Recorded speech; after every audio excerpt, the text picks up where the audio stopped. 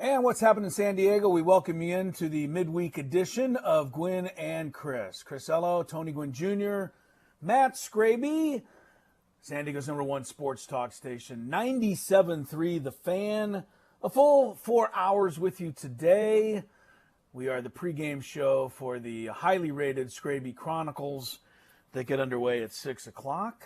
Chris Ello coming to you from good old Fresno today.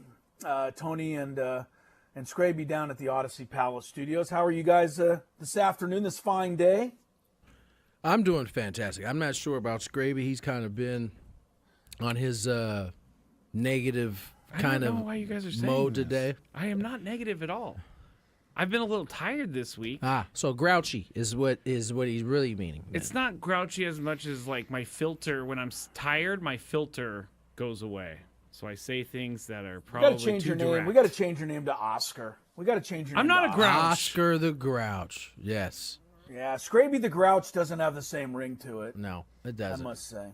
It's because I'm not a grouch. If you wonder why we're opening up the show talking about Scraby's grouchiness, there isn't a single story in the world of sports on this Wednesday. We are 3 or 4 days ahead of the Super Bowl. The Padres are still stuck there, not doing much of anything. Harrison Bader signed a contract today with the Twins.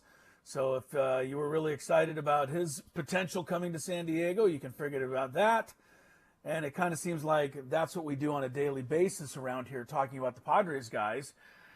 We just mentioned players that are no longer, eligible to come to San Diego. And, you said it a while ago, Tony. We're probably going to have to wait until everybody gets down to Peoria and spring training gets underway. It would be wonderful to have a nice big signing right now to put a smile on everybody's face. But that's just really unlikely to happen. So Yeah. why keep waiting for it, Yeah, I mean, I think at this point you would be better served waiting it out as opposed to waiting for the move to happen like soon. It could, Right. Not saying that it can't or won't, but it seems unlikely right now that it's going to happen. This is a weird part of the year, right? We're a couple of weeks away. Some guys don't have jobs yet. I'm sure there's a little itchiness on their part. And that is, teams that are signing guys this late, that's kind of what they're waiting on. They're waiting for that panic to set in or, mama to start putting the pressure on like, where are we going to be at? It gets a little dicey during this time. And when it gets when you said mama, you're talking about wives? Yes. And yeah, basketball wives. When basketball, in this case baseball, but when that time comes and there's no job, Yes. I mean, you naturally, I think regardless of whether you're married or not, you start to kind of get a little itchy. And so when that happens, prices start to come down, and maybe that's when the fit really happens at that point. The only player wife that's probably happy right now is Joe Kelly's wife, the Dodger pitcher who nobody's a big fan of around here. Did you see what was gifted to her? Last year? So, was it last year? Was I Shohei? just saw the video. Yeah, that was last year. Again, I don't know why Shohei's buying rich people rich things, but oh well. Why do Bought her you a Porsche for care? the number I don't 17. know. I don't know why I saw that video for the first time today. Yeah, well, I can't- Shohei's got to do something with all his gambling winnings, doesn't he, Scrape? That's true. This whole Ipe thing is not dropping. Why? What do you mean? Because the Fed should have never come out and said he had no gambling addiction, because it just adds more questions. And I'm not. Are you sure you know what they meant when they said that? I mean, we went over the article together. Yeah. Said they didn't find any gambling. It doesn't matter. He I don't want to didn't go over have this any again. money to gamble. I don't want to do this again. Okay, I'm just saying he had what was it? Scrooge McDuck. He fell into that kind of money where he could gamble. Scrooge McDuck was jumping into gold, like he was like gold coins. I know. I He remember had that much. It was great. That's what I'm saying. Like that's what Ipe stumbled upon when he became Shohei's interpreter. And formerly best friend, apparently. Well, Yeah, you can't be best friends. You if know, you steal Tony, from that them. I always take. You know that I always take Scraby's side in these kinds of discussions. Actually, I don't. No, you But don't. I'm going to I this actually don't time. remember that. Oh, but I'm going to this time. Did you see the fallout that is starting to take place now in baseball about the fact that baseball fired umpire Pat Hoberg? This is another reason. Good call, Chris. And you're welcome, Scraby. I'm making your case for you. But people are saying there's a bit of a two-faced, decision made here. I mean, where Pat Hoberg had a friend using his account making bets, but there was no evidence at all that Pat Hoberg himself made bets. Doesn't mean Pat Hoberg's smart. He's stupid and he deserves to get fired. But isn't this pretty similar to what Ipe did? I mean, he just used Shohei's money to make bets rather than his, quote, account. If But I give you nothing happened to access, Shohei at all. If I give do you we know that Pat Hoberg knew this? Anyway, I'm just trying to make the point that people are making. if I give you ahead. access to my account, and this happens, right? You got people like kind of Okay. paying some of your bills for you while you're doing your thing. If I give you access to that, People pay. Or I guess you're putting us in the place of being Shohei. I'm I just, get it. I'm I get it. telling you, Okay. this is probably what Okay. is happening with Shohei, right? And you then turn around and use that to gamble. It's not the same thing as having an actual gambling account, right? Because that's how I understood it from Hoberg opened the account and gave, or it was Open- his account, and it was then a he gave bank account or was it a No, it was a gambling account. So I mean, it is specifically for gambling.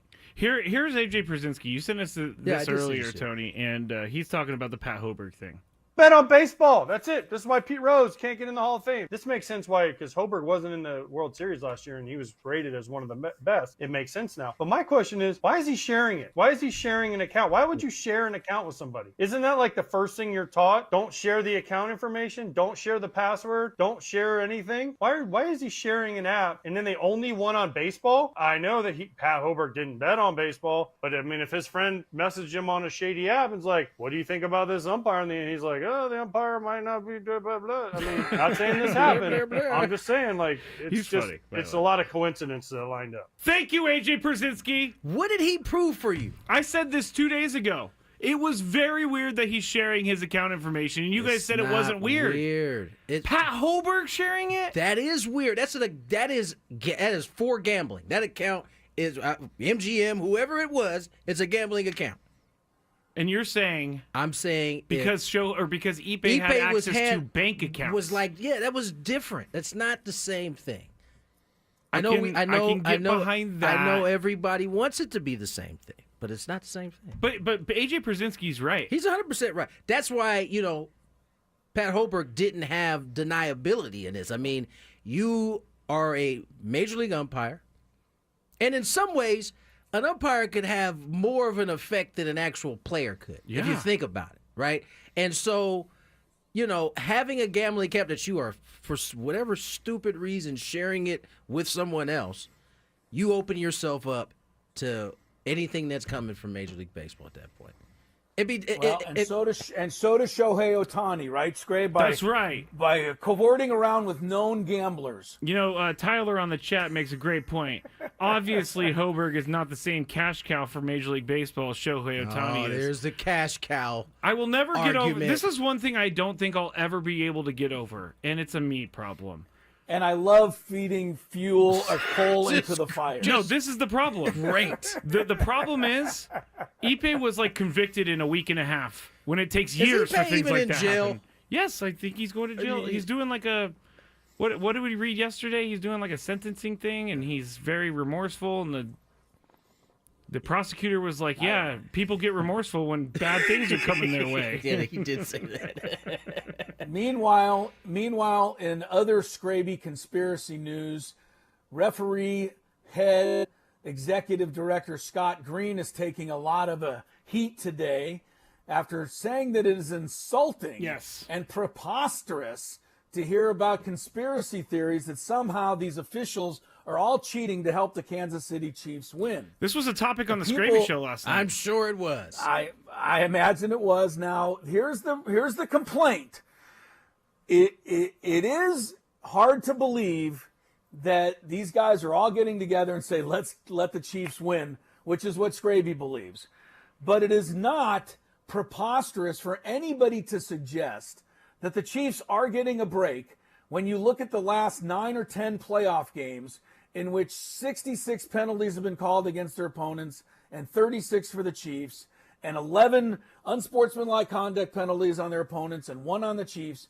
It is not preposterous for people to bring that up. And this is where Scott Green is taking some hay. Well, that's not what people are bringing up, though. That's not what Scott is even talking about. So it would be great if, indeed, the likes of Scraby and everybody else were actually bringing up those things you just brought up. That was Okay. That's what I was bringing up. No, that's not what you're bringing. You are fully invested in a conspiracy that all the referees You guys that have no. done a Kansas City Chiefs game You guys misunderstand are me a little bit. indeed in on the fix. I think you guys No, are is that misunderstanding accurate? me. No, I don't actually believe that all 138 referees get on a call and say, how can we screw the Chiefs over I'll this even week? lend you the fact that you may not actually believe it yourself, but there are at least 1 million people out there that do believe indeed that? Yeah. believe there's a conspiracy. What I believe is that And it's that good business is for the preposterous. NFL if the Chiefs win and win a 3rd Super Bowl. So I think It that wouldn't is have been the good business conspiracy. if the Patriots would have done it. Where were they at? Did they ever have a chance for Yes, 3? they had a chance at 3. They did? Pretty sure they did. Yeah, they did. Okay. They were one of the. Wasn't many it teams the that did Giants that stopped them? Tony's so confident. He goes, Yeah, you made me pretty second sure guess they did. myself. Pretty sure they did. You made me second guess No, myself. they did. I know They did I'm have a losing chance. this conspiracy theory argument. I know I'm losing this. Preposterous. But you I know tell what? you. Preposterous? You know what's preposterous? Is calling your fans stupid. That's what Roger Goodell said in so many words. Wait. When did he say that? He said that it's ridiculous that people think this is It true. is ridiculous. And if you then take that as him calling you stupid, well, I mean, it's ridiculous that a Major League Baseball umpire would share his gambling account with a Stupid. friend, right? he can't and he can't get mad if you guys decide to call him stupid. Okay, I don't actually believe that there is. All right, I just wanted everybody heard it here. 213. He said it. We gotta get the break though, because we're about to take this conversation into the 18s. I can feel it. When we come back, we're going to find out why we all on this show wish that Tony Gwynn's dad wore a different number.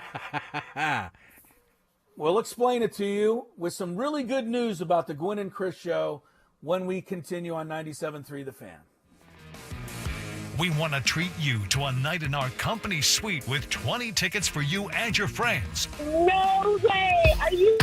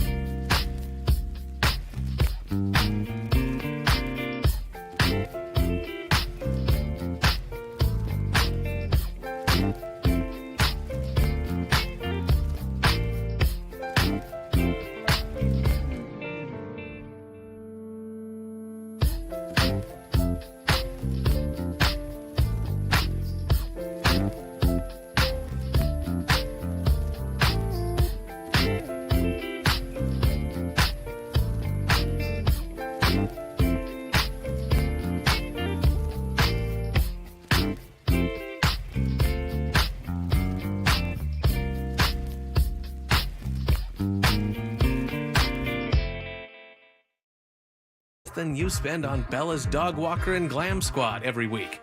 Get one line on unlimited welcome for $50 per month with autopay plus taxes and fees at your local San Diego Verizon store today. $15 monthly promo credits applied over 36 months with a new line on unlimited welcome. In times of congestion, unlimited 5G and 4G LTE may be temporarily slower than other traffic. Domestic data roaming at 2G speeds. Additional terms apply. Should you trade your car in today for a new vehicle? We can help you make a correct decision on to trade or not to trade. This is Chris George, and we're the all-new Hyundai of El Cajon. You know every song.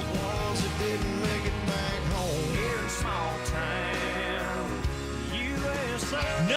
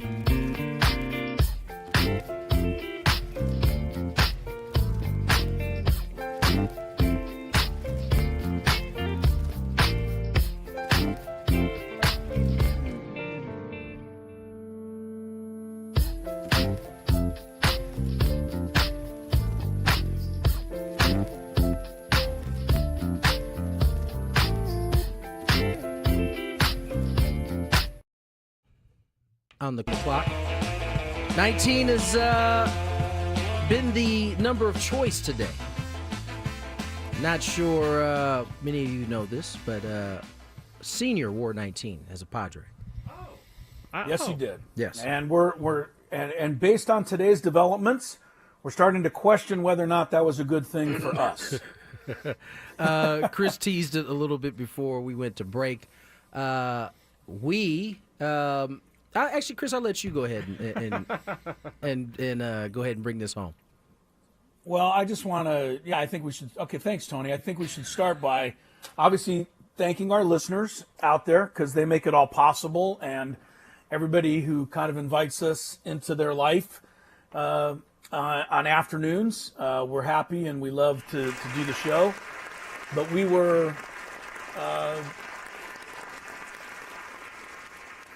got a little accolade today, so we're happy to share it with you. We were named by Barrett Media as one of the top 20 afternoon drive sports shows in the country.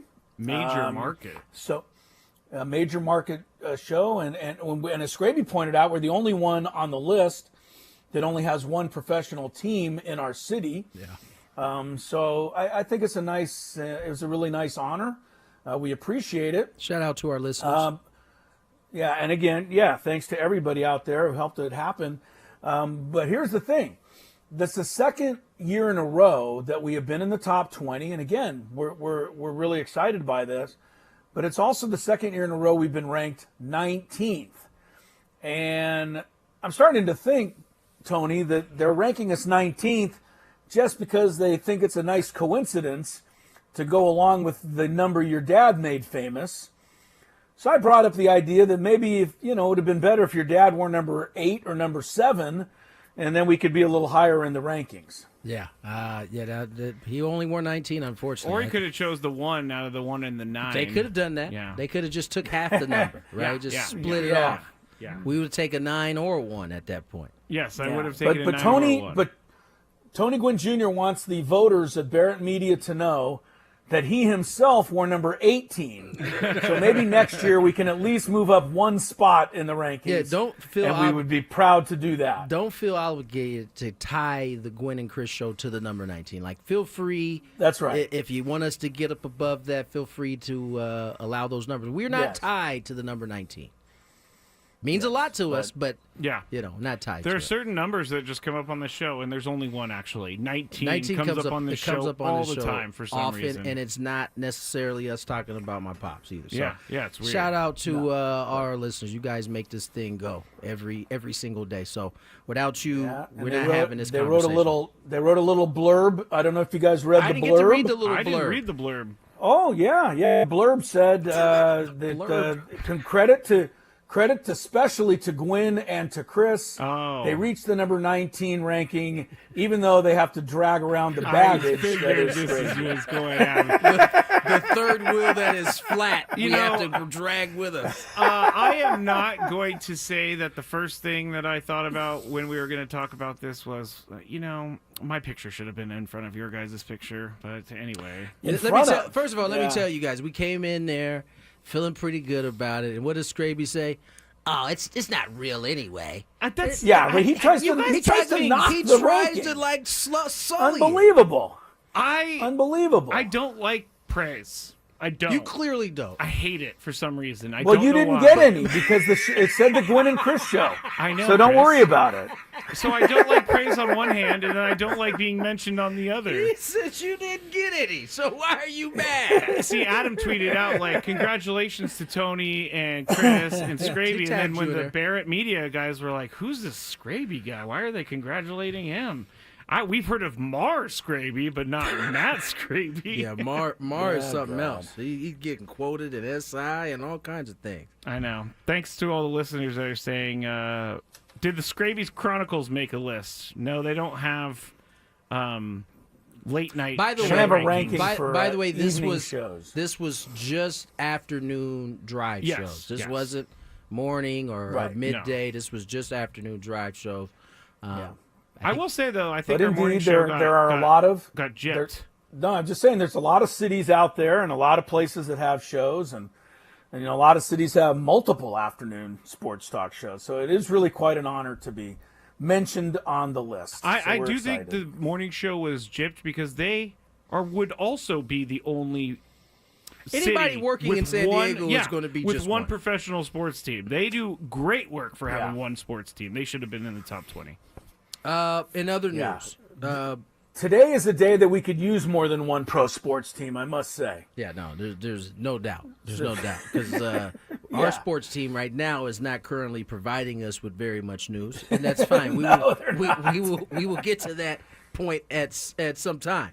In NFL news, it's funny because it seems like, according to the commissioner, according to owners, the 18th game is happening. It seemed like until today. Regular season game, you mean, Tony? Yes, the regular season game, 18th. Until today. Today is the first day I've heard different, and it came from the NFL PA. And on their side, they're saying no one wants an 18th game. So you know what that leads you to believe? I believe their collective bargaining agreement is coming up here shortly. And so that would lead you to believe that we may have some disagreement on this next one if 18 is involved. What kind of concessions can these players get in order to give the NFL owners this 18th game? Because the owners seem like they're adamant in terms of it happening, and if this holds to be true, which is a kind of a coin flip, we've seen NFL players not necessarily stay tight on these issues, which a lot of times leads to them getting weaker there. Go ahead. Just real quick, the CBA runs through 2030. So it's so 2020 to 2030. And I remember last time the CBA came around, I think we had Drew Brees on right after that. And I asked him something about it. And I remember him saying, like, all of the players need to be informed about this because... Remember when they had the vote at the end of the last one, there were a ton that never that were no-show votes. And they were basically letting everyone else decide their future, which is crazy to me. Tony, you're kind of in the minority, at least in talking about this subject with you. You're kind of in the minority among fans that really is not gung-ho for an 18th game. I would love an 18th game. I would love a 19th and a 20th and a 21st and a 22nd. You have those. It's called a playoff run to the Super Bowl. All right. Well, you know what I mean, though. Regular season. I think most of us would take as much NFL football as they could possibly give us. Yeah. You know, because we are that dedicated to it each and every Sunday. I'm certainly not going to fake the funk here. Like, if they ended up having 18, I would watch all 18. I'm not saying that I wouldn't watch. But you don't need I do kind of care for these people who are out there having these car accidents every play. And so, you know, I figure, you know, having an 18th, because what does an 18th lead to? Probably a 19th. And then a 20th. How about a round number like 20? And then we're going to have the Antarctica League. I'm just saying, it does seem like there's some time to flush this out. It's only 2025 right now. There's 5 more years of the deal that they got. I think Roger Goodell is starting to jump the shark. He is starting to get too big for his britches. Well, remember, he's only doing what the owners what want. the bosses want him to do. I get that. But, there is something to overexposure of the NFL. I agree. There is not something yes, to there that. is. Yes, there is. When There you get is your not. 19th game and it doesn't mean anything. You watched every game on Christmas Day. Yeah, I you guess watched Chris is every right. game on Thanksgiving. There is really no you watched overexposure. Wednesday, Thursday, Friday, Saturday, Sunday, Monday night. But those are all You don't within the miss a 16 game. or 17 game season. I don't need more games. But you're I saying want it's less games. overexposed. How can it be overexposed? We love the fact that the playoffs, the first round, is now stretched out over 3 days rather than 2. And we think that the division playoffs should do the same thing. We want more days of NFL football. That's what we want. I wouldn't mind 2 more Mondays or Thursdays. That's a selfish reason because we get off work. Added to it. Yeah, right. But, you know, who's counting? Tony wants a Tuesday and a Wednesday game while you're at it. I think I really wish the NFL will go back to Sundays and Mondays. It'll be interesting to see because it seems like every iteration of this, players get a little smarter and are, wearing the caps now. Guys are retiring earlier. They seem to be paying attention to the life after football a little bit more. How much does that evolve in the next 5 years when they get to – because that's really what it boils down to. If they can stick together, they can get what they want out of this and it be beneficial to them, but they haven't been able to do that to this point. Are they giving them more pay for the 18th game? We don't know. We don't know. I think that's got to be negotiated. The owners are like, we want 18 games, but we're not going to pay you more. Yeah, it's a non-starter. Yeah, I'm exactly. a player, but I'm not. Exactly. All right, let's get to break. When we return, Keith. Sports Court. Oh, it's not Keith, huh? It's Sports Court, huh? Yes, we're doing Keith at 3:40. My fault. Sports Court next. Gwynn and Chris on the Fan.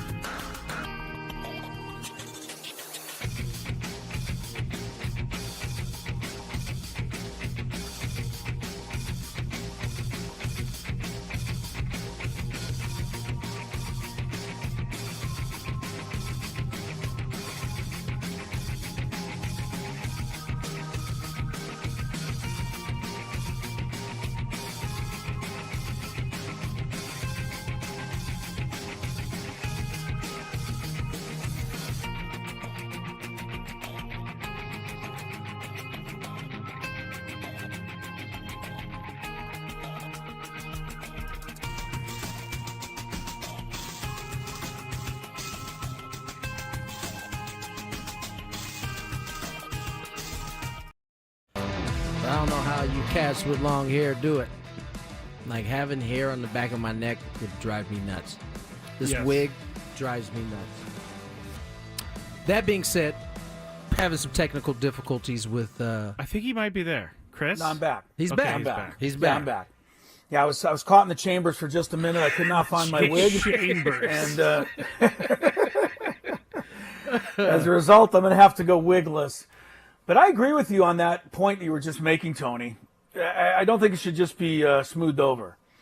How these athletes run around with so much hair flopping down the back of their heads is beyond me. Yeah, it's. I don't get it. I mean, I get it in It football. seems like it'd be so uncomfortable. Any extra like padding you can create For your head? I'm off. I totally get that. Once it was explained to You me, like that? I don't necessarily like it, but I think once it was explained to me why guys are doing it, it made perfect sense. Like anything to kind of keep that, a little more extra padding, a little bit. Yeah, but is it? It's not illegal. I don't believe To pull it. grab Nope. a guy's hair. It's part of the I uniform. He's distinctly running through the remember line. the first person I saw had that happen to was Ricky Williams. Running down the sideline as a Dolphin, just getting his head yanked. I think he got some dread snatched out of his head, actually, now that I think about That it. is pretty wild, to be honest. But hey, don't want your hair yanked. Don't have it coming out your helmet. Chris, put that on a T-shirt. Chris, you're not on the camera. I'm just letting you know. Well, Oh, it's better than him being on the camera in black and white. So, It's looking right at me. Yes, the camera can be set up, but it doesn't mean that. He said it's looking right at doesn't me. mean it's on. See what I deal with, people? See what I deal with? This It's is why. looking right at me. This is why I don't sleep at night. I worry about these things. All right. This hour on 97 through the Fan is brought to you by Staples. Your local Staples has hot deals and super low prices throughout the store on everything for your business. And right now at Staples, save up to $250 off your print order. Exclusions apply. Visit staples.com/print for details. Ends on April 5th. Plus, save even more with the Easy Rewards program at Staples. Let's get into some sports court. Do you have a sports issue, San Diego? Do you need a third party to make a decision? The guys have put on their robes and picked up their gavels. All rise. Here comes the judge. Gwynn and Chris Sports Court starts now on 97.3 The Fan. I think my favorite part of the wig is when Tony tries to style it into a good style. I just put it on This is a mean and mullet. go for it. That is a good mullet. It's a good, strong mullet. Man, if only you could actually have a If mullet. only I could have hair, I certainly would have a mullet. But if only I could have it. So, All right, Chris, you're still there, right? Yeah, the problem is that the DoubleTree Fresno Convention Center Hotel locked me off the internet. So I'm reconnecting. I get it. Every Gotcha. 24 hours you have to sign in. And right now it's I about think 24 so. hours. So there you go. All right, we'll have Now Chris I'm entering on the camera. studio. Short. Oh, Here he's I am. entering the studio. Oh, there he back. is. Let me mute the mic. black and white. He's back.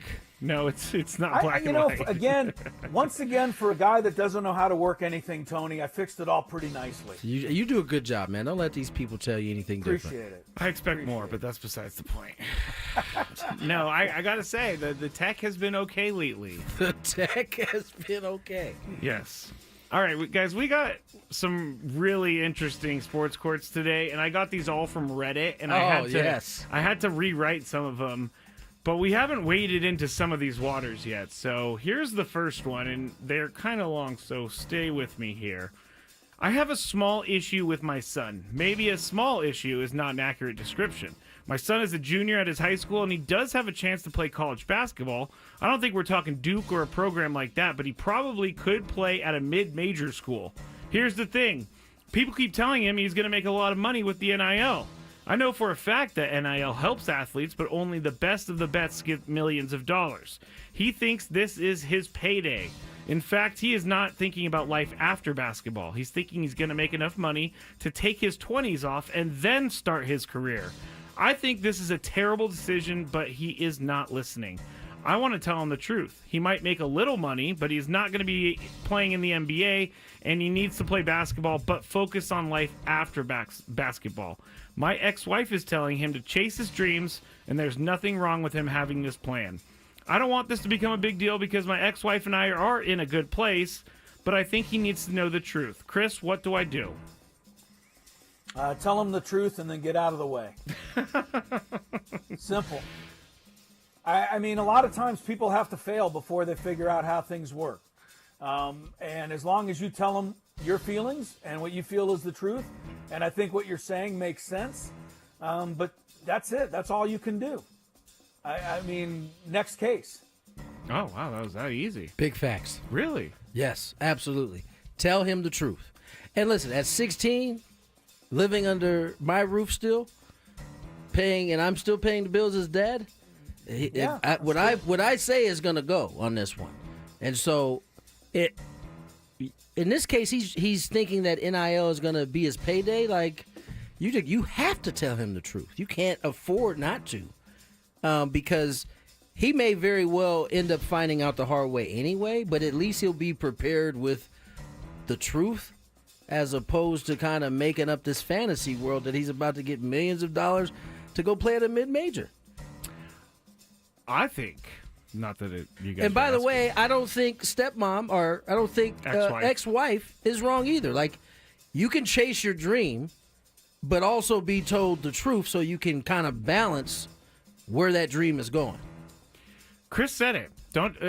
Well, I don't remember exactly what he said, but he said something like... He said it. He said it. He said something like, let them fail so they learn the truth. Like, why... Well, if he's not already listening, why not just let him fail? Well, I don't think you let them fail without trying to steer them in the right direction. Right. But once you've done that... That's why he said get out of the way. He said tell him the truth and get out of the way because... now I get it. Yeah. You've given him the truth. Now it's up to him to kind of go ahead and try to figure out the right path. Yeah. All right. Get this out of my court. Wow. Where's my gavel? You know what? I have it. I know that I could be. Today. I'm the judge now. You know, I don't know any of the law. I don't know. I didn't do a bar. I really think I could be a good family counselor judge, though. I think I'm good on this stuff. I'm really good. Chris thinks he's good as a family judge counselor. I'm gonna leave that alone. Yeah. All right. I don't know. The NIL is ruining so many kids. And this is another example. Let's go to the next one. I think this may be one of the craziest ones we've done in quite some time. I play co-ed softball, and I am in big trouble after something that happened one night. I know this is going to sound crazy, and I know I may have taken it too far, but I currently have a broken eye socket because of what I did. Did you get punched in the face? So, I hit one in the gap, and I was eyeing double the whole way. I rounded first, saw the center fielder, got to the ball quick, and they were already throwing into second. The second baseman was the wife of one of the guys on the other team. I don't know why, but I decided I was going to go into second and try to dislodge this throw. Oh, my gosh. Again, I know I am in the wrong, but I slid in hard and slammed into the woman covering second, and my slide completely crushed her hand as she was trying to tag me. She screamed in pain, and then things get a little blurry. Knowing I was in the wrong, I immediately jumped up and checked on her and apologized, but I realized this was a pretty bad injury. Then I hear from behind me her husband yelling, "What the bleep did you just do?" I turned around to apologize to him. Wow! And he swung and connected with a pretty good punch. I went to the ground. His team pulled him away. I had to go to the hospital and got stuck with a big old bill, and now I am stuck with this dilemma. The people who run the league got the police involved. Here's the question. Do I press charges? Oh. I was at fault, but he did break my face. Tony, I am not sure what I should do. Ooh, man. I don't know. I'm an 80s baby. What was that? I don't know if I'm pressing charges on him. Pay for the hospital bill at least? I'm not. Yeah. You got. I'm at least having that bill over. Okay. If I'm not pressing charges, I'm handing that. What about calling it even for the bill that the wife gets for her broken hand? hand? I think that might be even. I think it might be even then. So then, do I want to escalate this? I don't know that it's that serious. I slid into.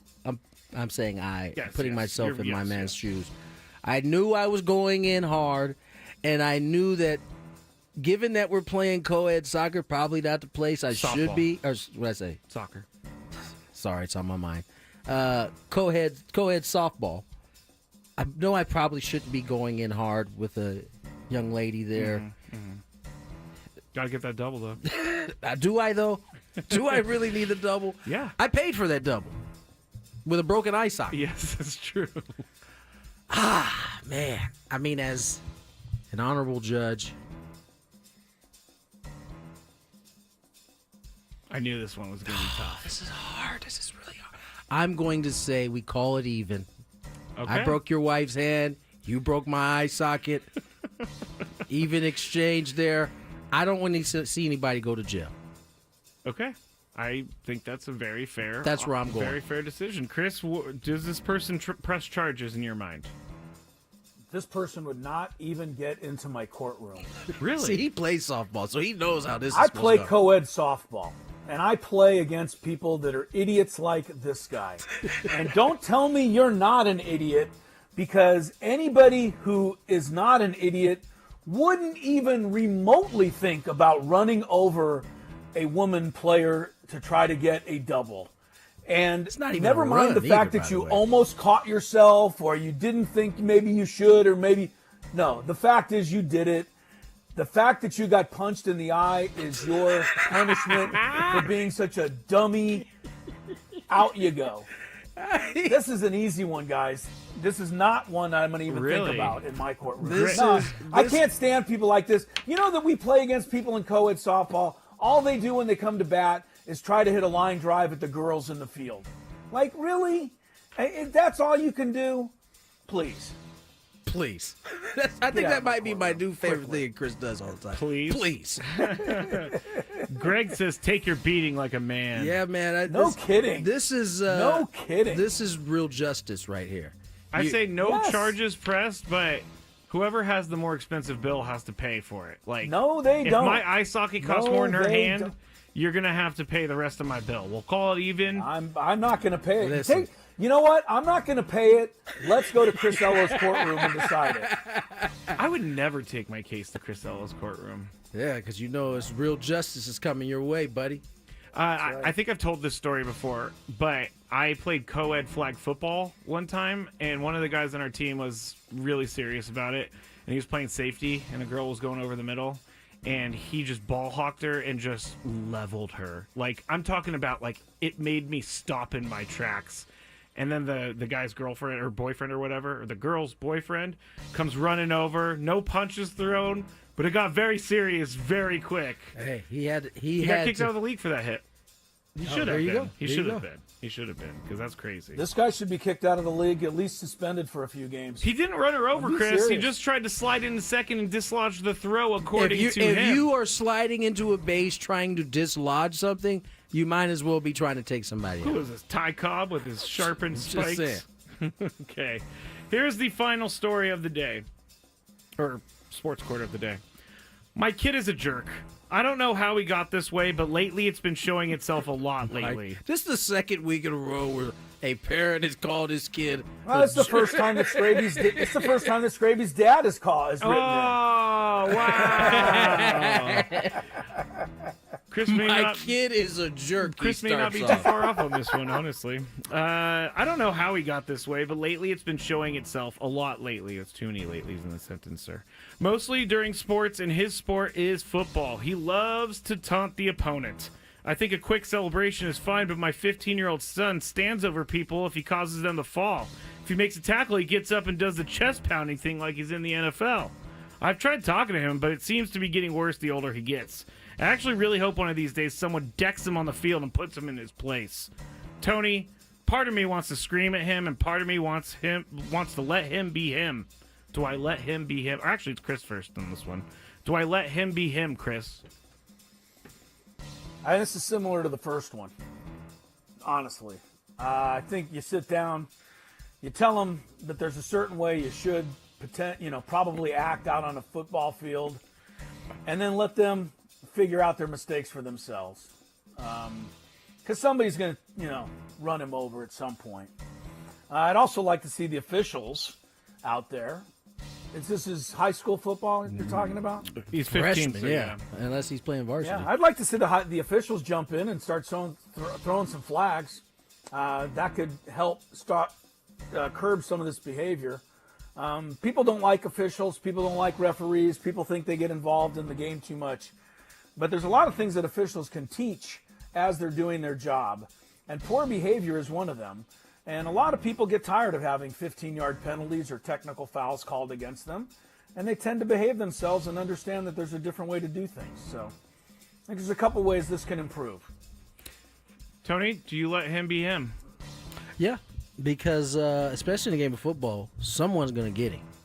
You know, crack back, block. Someone will. Someone's going to get him, and that has a strange way of humbling you when you got snot bubbles coming out of your nose because you've been hit so hard. Yeah. So, I'm all for kids being themselves within reason. I don't know that pounding the chest is Yeah, like can the you worst imagine effect. like you tackle some guy for a yard loss and you get up and you go, Like, I don't know that in one. high school. I don't know that like moves the needle for me a little bit, but I think Chris is right again on this one. Like, sometimes life is the best kind of example that can kind of get you straight. Yes, yes, life can get you straight real quick. Tony, real I'm going to quick. take this a step further because I think I'm definitely in the minority here. But let's just use basketball. As an official, I like the fact that we are, honestly 100% told if any player celebrates or taunts in any way, it's an immediate technical, no questions asked. And I will also say that every time I've ever called the technical for this, the coach takes the player right out of the game because the coaches are on the same page. They don't want to see this either. Now, am I silly to wish that one day the NBA would even go so far as to start doing this and start taking away that guy's too small sign with some technical fouls and the prancing around that these athletes do every time they make a play? Because this is exactly why the high school kids do what they do. Well, it is your job then to police it. Am I lost? No, I think it's my job to police it because they never policed it in the NBA. Well, they don't need to police it. Those are grown men there in the NBA that are being paid a salary, whereas these high school kids, this is different. You have to graduate to that level to be able to have the room to do those type of things. In high school, when I was in high school, you got a technical, you coming out the game. I think it's still the same way today. And I like it that way. Yeah. College, you get a little bit more leeway, but it's not what you get in the pros. I think that is kind of one of the honors, I guess you will, to being a pro, is you get to kind of have a little You're more also an entertainer. and you're an entertainer for sure. It's an entertainment business. There's a time and a place for a celebration. High school sports is not entertainment in the way that we're talking about the NBA, NFL, even college football for that matter, or college sports for that matter. Robin on the chat says, my sons sport water polo, which I have heard is Nasty. brutal. Nasty. Broken noses on the regular. For sure. The refs are also there for the player's safety. If the refs, quote, let them play, things escalate and kids get hurt. So I guess it's on the ref to kind of keep that in check. That's how it should be at the high school It is, levels. but the person that just said that is the same person who yells at us, "Stop calling everything." That's also true. That's also Same true. person. Let the kids play.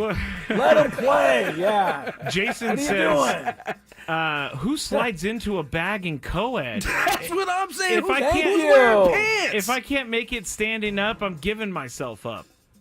He told in the description, he said he looked out and he was eyeing second. I'm about to say. He also said, "Oh man, the center fielder got there a It's little already got quicker." a little bit quicker. Maybe he's a little bit He slower. he saw all the signs that said, "Hey man, you probably shouldn't do this." Yeah, he did. Did it anyway. He did, and probably broke that poor woman's hand, but he broke his eye socket. So He got his that's eye all good. busted. All right, these wigs are extremely hot. Sometimes life is fair.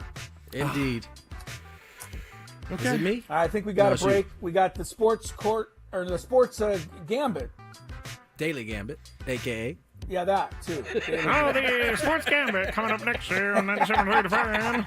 I'm going to switch back to black and white and keep that up, Straight.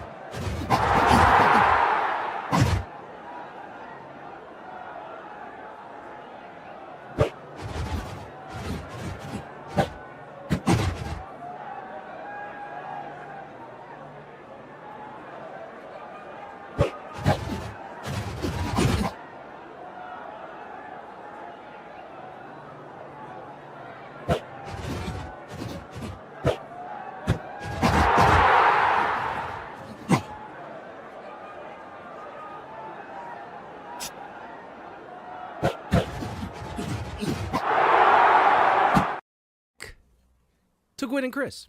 Tony Gwynn Jr., Chris Elo, Matt Scraby, Daily Gambit, or what do you call it? Game League Daily? What do you call it? Sports Gambit. Sports Gambit. Sports Gambit coming your way here shortly. Trade deadline for the NBA is about Tomorrow. 21 hours. Oh, he's actually doing the math. 21 hours. I believe it's This 12. is risky. This is risky. It is risky. 21 hours. I believe it's 12 p.m.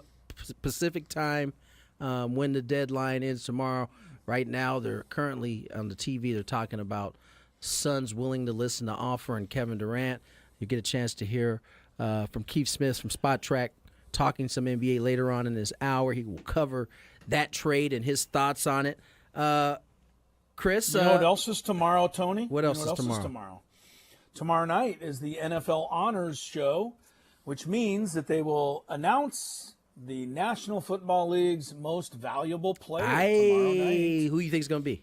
And, well, I think, it's going to be Josh Allen, but I don't know that it 100% deserves to be.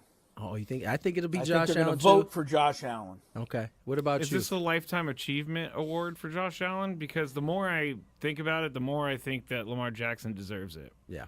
I mean, when you I do didn't say things he that didn't don't deserve happen it. in NFL history, you asked me who- have to. Yeah, I agree with Chris on this. I think it's going to be Josh Allen. But I do think it'll be because of some voter fatigue on Lamar, for sure. That's an unfortunate time to get voter fatigue when you're going for your Thirst. third NFL MVP. Yeah. But nonetheless, we got all that coming up. I should mention, this popped up yesterday in terms of the owners, MLB's owners meeting. They have put, how it works is when a team elects a chairperson, I believe the league has to vote on it. That vote or that possible vote has been put on the agenda for the owners meeting, which I believe is today? Tomorrow. Tomorrow. All right. So they'll vote on it. So my guess is you'll get, when that vote goes through, assuming it does, that'll be the next thing we really report on for the Padres, unless there's a move made. So there's that. All right, let's play some Daily Gambit.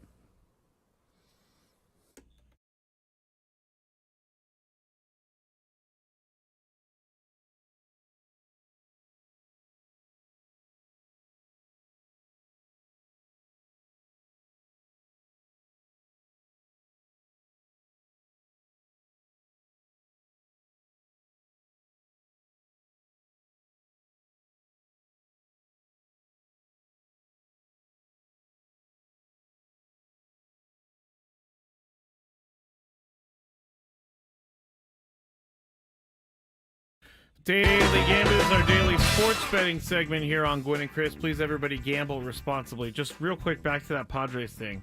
We weren't expecting anyone else to be up for it, right? Other than John Seidler. No. That was the plan. That was the plan before the lawsuit Yes. took place. Yes. And so the lawsuit does not affect who they name. No, I mean Major League Baseball will do their thing. Now they may. That doesn't mean that they could affect it. They may decide we're gonna wait until this guys- mess is kind of handled. Yes, okay. But they could also vote. We don't know. We'll see. All right. Let's get into what we did last night. Boston Celtics -1.5 at Cleveland last night. Chris was the only one who chose Boston, and Chris was the only one correct because Boston won by 7, 112-105. So there you go, Chris. The Lakers They at shouldn't Clippers. have won. The ref should have called a technical foul on Jason Tatum for giving the too small sign late in the fourth quarter. What Hate Jason what is this Tatum. too small sign? Scrabial, or, I got Tony, it. I got it. you I know got what it. it is. I mean, that doesn't bother me at all. Why would that bother Bothers you? me. Why? Bothers me. Let you know you're 'Cause too it's, small, or you're rocking the baby, which is virtually the same thing. You're too small. What about Steph's? The other thing that I don't Night-night? like is the Yeah. seatbelt thing, Tony. Oh, Explain that that's one a to me. that's a cornerback special. Locked That's in. a new one. Ah, Lock kinda down like that with one. the seatbelt. I kind of like that one. Yeah. That's not too bad. Yeah, whatever. Lakers and Clippers. Make Clippers a are play out there, will you? I Just see- make a play. I personally like the creativity, like the seatbelt, like it straps you in, man. Let's go. Rockabye baby, you too small, baby. You're Tony, too I'm not small. going to keep my image as an old man rocking chair on my lawn if I don't speak out against. No, you're this right. You're right. behavior. You lose that card. What if- about if- the bowling ball cojones? You know, that's only been done by an exceptional few. okay. Sam Cassell, I think, was the first one to do it. The alien. And then Kobe Bean Bryant also got a technical. Wasn't there a guy who did it and Chris Well, the hated guy- for doing it? I remember the guy from Major League 2. You have no marbles. Chris is frozen on the screen. So anyway, we need to get moving. No, you're fine now. You're fine now. You broke out of the freeze. Lakers and Clippers. Clippers -8 on the spread. Chris and Tony chose Lakers. I chose Clippers. I was way wrong because the Lakers won by a lot. Lakers 122-97. looking like something, right? They look like they were inspired by Luka being on the bench. And don't Bronny blame Bean them. made his first. Bronny Bean made his first three. Tony. Who's Bronny Bean? Bronny Bean James. You got Kobe's middle name in there too? Yeah, I'm throwing that in there. Bronny Bean James. He was channeling Kobe last night. yeah. He made his first. He made his first NBA three last night. See, the interesting thing was the Lakers were winning by so much that I stopped watching Yeah. after a while. It was that kind of game. It was that kind of game. He made it late in the game. Miami Heat -3.5 at the Bulls. Chris and Tony chose the Heat. I chose the Bulls. The Bulls actually won this one 133-124. Then Auburn men's basketball against Oklahoma. I think it was at Auburn. They were 17.5-point favorites. Chris and Tony chose Oklahoma. Damn, Auburn won 98-70. So All Chris right, asked for a big win, and he gets a big win. Give me my big win, though. UCLA -1.5 against Michigan State last night. Chris and I chose the Spartans. Tony chose the Bruins. The Bruins won by 2. The truth teller 63-61. is they woke up. They woke up. Oh, they're not delusional anymore? They were delusional. Though the truth shall set you free, and I believe they have now been set free. What about those 2 losses directly after It just the took. delusional comments? They were still delusional in those 2 losses. Oh. They came back to reality, and now all of a sudden they're playing some good basketball. We're gonna have high school And coaches all over the country calling their teams delusional. This is I can't root for UCLA because of Dave Marcus, but I liked with my man. What was the coach's name? Mick Cronin. Mick Cronin. I liked what he did so much that I was that I'm kind of rooting for him now. Wow. He turned him, Tony. Chris. He turned Tony. Yeah, he did. Every great Laker fan, that means you, Tony, should find a video of Magic Johnson in his Michigan State sweatshirt seeking out Kareem Abdul-Jabbar before the game last night. It was a great moment. He still, to me, even at their age, looks at Kareem the same way he looked at him after he hit that game-winning shot here in San Diego back when. He has such reverence for him. He does. Yeah, it was a great moment. Check it out online if you haven't seen it. Can't wait. All right, here we go. For today, we have number 4 ranked Tennessee at home against number 15 Missouri. I didn't realize Missouri was having such a good year. Tennessee is a 9.5-point favorite. Scraby, you are first. Tennessee's coming off a blowout win over Florida. Missouri's coming off a win at Mississippi State. So both teams are playing well in the SEC. I'm going Mizzou. Scrabe, you're going to take Mizzou plus the points. Yep. I'm going to say Tennessee has its mojo back. They blow out Missouri. Tony. Tennessee. Is that, by the way, do you guys know the worst pickup line of all time? Yes, you're the only 10 I see. Yeah, that's it. You knew it, too. Never mind. You knew it, yeah. Every time, without even any hints, you just knew it. What is the actual pickup line, Chris? I know that's the payoff, but I don't know the actual. You ask the young lady if she's from Tennessee. Oh, that's right. And that's she right. says what? And then you say, well, you're the only 10 I see. Yeah. That's how bad it is. That is corny. I have never used that. By Yeah, the way. you have. That's You were at the ready with it, though. You All were right, ready fine. with It was locked, loaded, and I ready used to go. it once because I thought it was going to be funny and it fell flat. I'm sure it did. I'm sure it did. I was buddy. also fell slurring flat. it. You're the only 10 I see. Oh, my goodness. All right. The Aztecs are off this week, but they'll be keeping an eye on tonight's game. Colorado State at New Mexico. New Mexico is on top in the Mountain West at 10-1. Colorado State is 8-2, a half game ahead of the Aztecs. New Mexico's favored by 8.5 here. Wow. Colorado State was not supposed to be this good this year. They're doing quite well. New Mexico's having a great year. But New Mexico doesn't seem to win a lot of games in blowouts. I'll take Colorado State to keep it close. Tony. Yeah, I say they cover. I say Colorado State Colorado covers. State. All right. Scrabe, you were a Colorado State Ram once. Yes, I was, and I will be picking the Rams. I was a 6-month Ram. Just 6 Take months, the huh? Rams. I majored in partying. I was really Was that good. the first? Was that your first school? Yeah, that was my first school away from home. So you was left the leash no, at that point. because alcoholism is a gradual rise to the top. You were just really I was just starting. to scratch the starting. surface a little bit. Yeah. I can only Did you say go to that class I'm at glad- all? Yes, I'm a very good school person, But then when Friday hit, it was like turn up. it was It didn't even take till Friday. the shot luges in the backyard because it was cold. The shot skis that Do you know what a shot ski is? I don't know what a shot ski is. 4 shot glasses glued to a ski, and then you all take it at the same time. A shot luge is like where you pour the shot into a big block of ice, and it kind of creates its own river. Yeah. So it's nice and chilled when it comes out. That's what I learned at Colorado State. Shot luge and what And was the shot other? ski. Shot ski. I have a picture. I need to find this picture of me about to do a shot ski. Did you guys all used to yell shot ski? No, it wasn't like that. Okay. No, I don't remember what we yelled, but I do remember being a tall person and doing this was very tough because Yes, you everybody gotta else was get- shorter, you and gotta it get ended low. up getting all over my shirt, and I got mad because I wasted booze. All right, go ahead, Chris. Speaking of Wait, who tall, did you guys pick? we all took Colorado Colorado State. State. Okay, Yeah. all right. Because of the shot skis. Who scores more points tonight? Wembanyama or Trey Young? Spurs play at the Hawks. Tony. Wemby or Trey Young? More De'Aaron points Fox's tonight. debut as a Spur today. I'm going to say Wimby. Wemby? Scrape? I keep seeing that Trey Young pops up on my phone a lot. He's for been playing good some this of year. the things he does, so I'll say Trey Young. Trey Young. I'm going to say Wemby gives way to De'Aaron Fox tonight. I'll say Trey Young. We have Minnesota minus 11.5 over doubles in Minnesota. Thought you Bulls said with the doubles. shocking victory last night. Scraby, what do you have here? Minnesota. Timberwolves, by the way, lost at home to the Wizards over the weekend. They What is did. going on with the Timberwolves? I'm going to go Bulls. That was a bad trade the Timberwolves made, and it's getting worse. Second game in a row, the Bulls are tired. I'll take Minnesota. Tony? Minnesota. Minnesota. We got women's basketball. USC is at Wisconsin. USC's favored by 25.5. The Aztecs earlier this year beat Wisconsin. One of those games that we played down in Cancun. Yeah, So this is for that I- reason.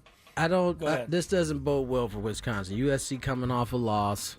Yeah, they're probably a little better than we are. Yeah, I think they might put it and, to Wisconsin a little bit. But I'm going to take Wisconsin just because we played them. Tony, you're taking USC? Yes. Scraby minus 25.5. USC Yes. or Wisconsin? USC. USC? Yeah. Okay, and one more. Number 1 ranked UCLA at home, 11.5 over number 8 Ohio State. Scraby. Is this women's basketball? Yeah, still women. Okay, 11.5 UCLA, Ohio State. I'm going to go with the Ohio State. I'm going to take the Bruins, man. They've been rolling all year. Yeah, they just Tony? played. They just played a ranked team too. So I'm gonna also take the Bruins because they blew them out. All right, we're done. We're a tad late. Apologize to you, Scrabe.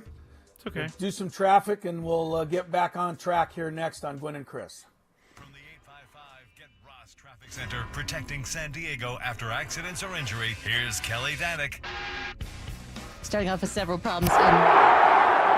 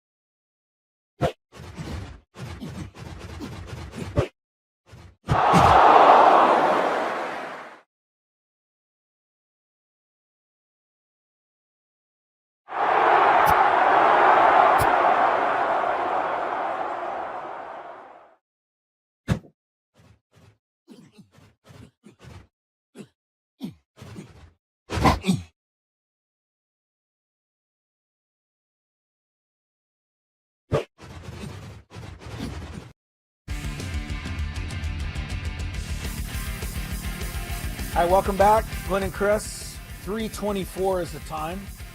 Short segment, as we like to say here. Coming up in just a little bit, we'll get some expert thoughts on the LeBron James, Luka Doncic combination, and of course the trade that brought Doncic to the Lakers. Keith Smith, NBA writer from Spot Track, will join us to talk a little NBA. Speaking of that, couple of trades today, Tony. Nothing earth-shattering. 21 hours, as you say, ahead of the deadline. But the Milwaukee Bucks have traded Chris Middleton away. Here you go. And they've picked up your old pal from the Lakers, the well-dressed Kyle Kuzma. Hey, well, I don't know about the well-dressed part. Well, right. He had strangely dressed. Yeah, there you go. He had a balloon on one of the days, so I don't know how. That guy. Yeah, I think, I don't know that Kuzma's a great fit for Milwaukee, but maybe they can turn him into because I just remember the guy saying he didn't really care whether he ever won or lost. He just wanted to, put points up. I've never been a big Kuzma guy, but we'll see. I mean, Middleton was I think you got to have that thought if you're in Washington. Right, if you play there, yeah. Are you just going to be miserable? I don't like the fit either, but it sounds like Chris Middleton just hasn't been able to get healthy. He had ankle surgery on both ankles. He's averaging 12 points a game, which is well below what he was averaging. And for those who may not know, Chris Middleton is one of the success stories of the G League. He came through the G League, made himself into a all-NBA type player, and injuries have kind of sapped him of the potential that he had at one point. He was a big part of their championship team a couple of years ago. He was. The other trade, the Sacramento Kings have acquired Jonas Valanciunas. There it is. I think that's his name. That's right. He's a big center. He's got a beard. I gotta say, this play for this the one. Wizards as This well. one hurt me a little bit because this is one of the centers that has been on the dry list the Lakers of the Lakers. Right. Yes, and so there's one off the board. Can't have him. Yeah. Well, all right. And I hear the Lakers have no interest in my guy Vukovic. So yeah, that's what I hear too. I don't know. You're gonna have to live with yourself on that. Super Bowl Sunday, a few days away. We'll have our picks later in the week, but the ESPN experts have spoken, guys. 67 people who ESPN bestows the title of expert upon. That's a lot of experts. Have all picked. Right, I know. They're all experts apparently. But I guess if ESPN calls you an expert, that makes you one. And 41 picked the Chiefs to win, 26 picked the Eagles. Wow. I don't know what that tells us, but I thought I'd pass it along. What was the number? 41 Chiefs. 41 to 26 in favor of picking the Chiefs. Very Chiefs. smart. So, do you hear what Tony said? Yeah. I think the silly thing of all of this is that they continue to have these people pick the final score. And it is just like the biggest waste of time. All of a sudden, everybody has to know the score of the Super Bowl. Right. And does anyone out there really get it right? No. Nobody gets it right. Nobody gets it right. I don't know why Chris is mad about this. This seems like something that he would love to do. Pick the score. Well, we'll do it. We'll do it too. But it's just it just seems like a waste. I mean, look, make no mistake. Somewhere on a big website or on an ESPN show, they'll have a segment where 50 celebrities pick the final score of the Super Bowl. What for? What if one of them Really? hits it? Nothing. So what? Nothing. Even if they get it, it's just a nothing miracle. literally happens if they get it. Well, then I'll be like, Nothing literally happens. Who's a B-list celebrity?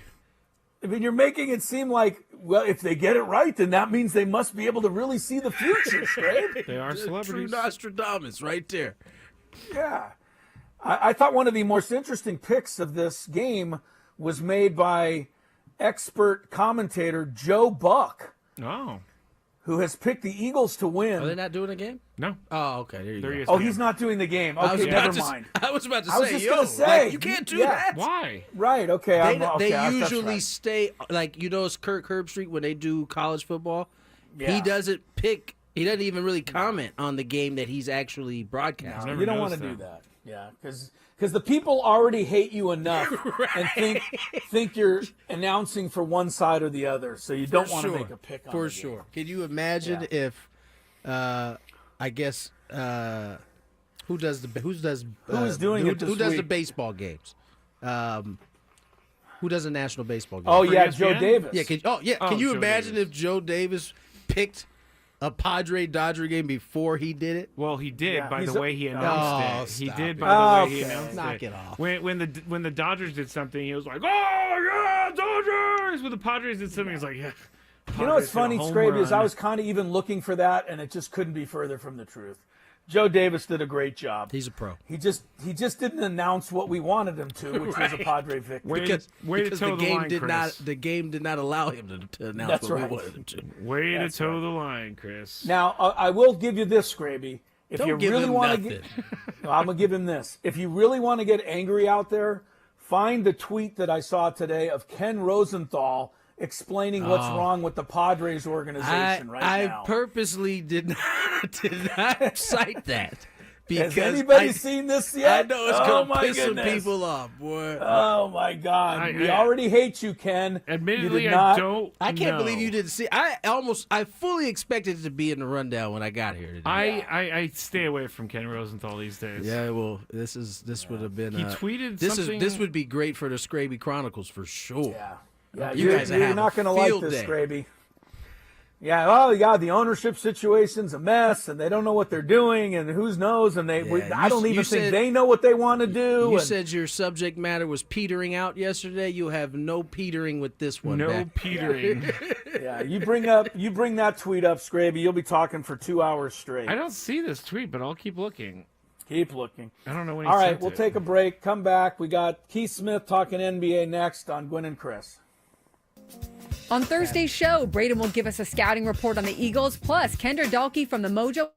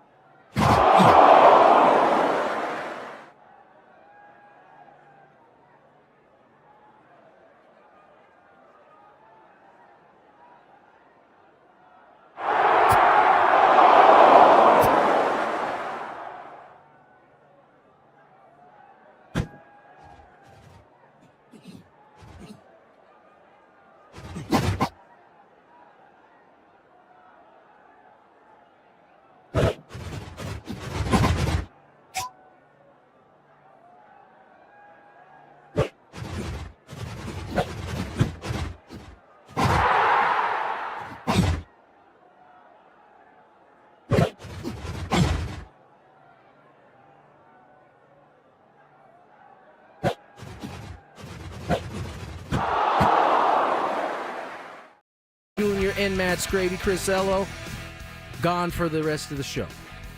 He'll be back with us tomorrow. Aztecs taking on They're in Fresno. Fresno.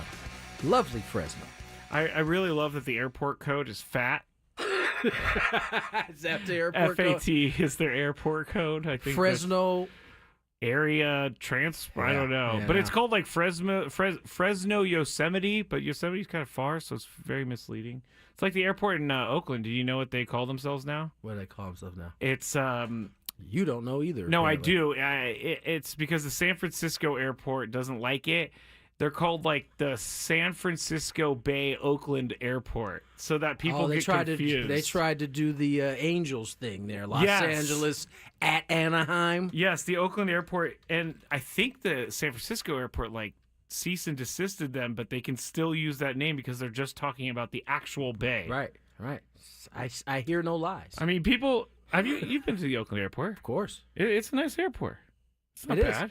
It's actually, my experience going to the Oakland airport is a lot better than going to the San Francisco airport. Yes. so 100%. If you didn't know that little life hack, you're flying into the Bay, go to Oakland. Don't go to San Francisco. Go to Oakland and then take BART. Yes.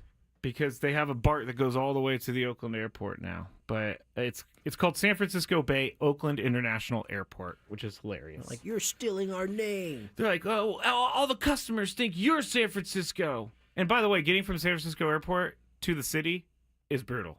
From San Francisco. Yes. It's only like 20 miles, but it takes forever. When we fly in as the Padres fly in, we fly in Oakland. We don't fly into San Francisco. You guys fly into Oakland and then come across the bridge? Yep. Wow. I didn't. That's probably how bad it is going into San Francisco. Do you guys stay in the city? Yeah, we stay in San Francisco. That's crazy. I didn't fly in realize Oakland that. every time. Interesting. What we got out there? Mentioned the. How about this? Is quick some news. By the way, Keith Smith's going to join us. Spot Track, talk a little NBA with the deadline looming. We'll get into that conversation. KD has no interest in a Warriors reunion. A lot of rumors out there that the Warriors had kind of turned their focus back to KD. KD was like, nah, man, been there, done that. I mean, how many teams has KD played for at this point? I don't need to revisit it. I'm getting a sense that it's not KD that is pushing getting out of this. Okay. I think it's the Suns for fear that KD might do what he's done in the past. That's my guess. Which is he get to that last year and do it like, yeah, I ain't coming back. That's kind of messed up. I mean, you should let the I team ain't coming know. back. I mean, he did it with OKC, right? He played it to the very end, signed with Golden State. Did it with Golden State, played to the very end, signed with Brooklyn. Now, Brooklyn then traded him after all of the pieces went away. Harden went, Kyrie went. Ben Simmons was there for a second. Ben Simmons was there. Didn't quite work out. They let him go. And so, wait, is Ben Simmons still? I think he's still in Brooklyn, isn't he? I haven't heard about this guy. I gotta see. I think he is in Brooklyn still. He was playing for a little bit there. For a little bit? I mean, he might still be playing. He said the headline that came up was Ben Simmons still working on trusting his body after injury. Yeah. He's had some bad ones. I know it's been fun to poke at Ben, but he has had like some real back issues that have kept him from playing. He's averaging 6 points this year. 7 assists though. He's playing though. He hasn't played since. Oh yeah, he's back. Yeah, February 1st. February 1st. All right. Well, I'll take back all my trash talk then. No, you won't. You'll be talking about him again here shortly. You remember your boy Joe Burrow's house got broken into? Yeah. Got all three of those guys. They did. They got the burglars. A couple weeks ago, they released something that they caught at least one of them, and the guy in his car had a used LSU T-shirt and a Bengals hat. Like, how else do you want to be caught? Using a used LSU T-shirt and a Bengals hat. All three of them. Got them. 22, 23, and 38 years of age. Wow. They have been indicted on charges of whatever, but charged with trespassing, stolen goods, interstate and falsifying records in a federal investigation. And messing with Joe Burrow. You just don't do that. You shouldn't. Cold as ice. Cold as ice. That's right. All right. Before we get to Keith, let's check some traffic. From the 855 Get Ross Traffic Center, protecting San Diego after accidents or injury, here's Kelly Danick. Traffic is sponsored by Cal Sheep. Got a car fire in the South Bay, eastbound 905 at Siempre Viva. It's over the right shoulder. Several problems in the North County. Northbound 5 Coastline past Oceanside Boulevard. An accident being cleared out of lanes. Stalled car in the transition ramp, North 15 to the West 78 connector. And collision on the Felicita off-ramp of southbound 15. Sports trading is now legal in all 50 states on the platform Kalshi. Kalshi is an exchange where you can trade on just about anything, including the winner of this weekend's big game. Go to Kalshi.com and use code RADIO to get $10 when you trade 100. That's KALSHI.com. Use code RADIO. And Kelly Danick with Gwynn and Chris, San Diego's #1 sports station, 97.3 The Fan. We are just, less than 24 hours away from the NBA trade deadline coming to an end. And we bring on Keith Smith of Spot Track to join us here. Keith, how are you, man? Thanks for coming on. I'm doing well. Thank you for having me. Well, I got to get your opinion on the big one. Luka Doncic goes from Dallas to L.A. Anthony Davis goes from L.A. to Dallas. Some other moving pieces there, but what was your first thought? I know myself, when it hit my phone, I was like, somebody got hacked. This can't actually be real. And it seems to be a sentiment across the league, it seems like.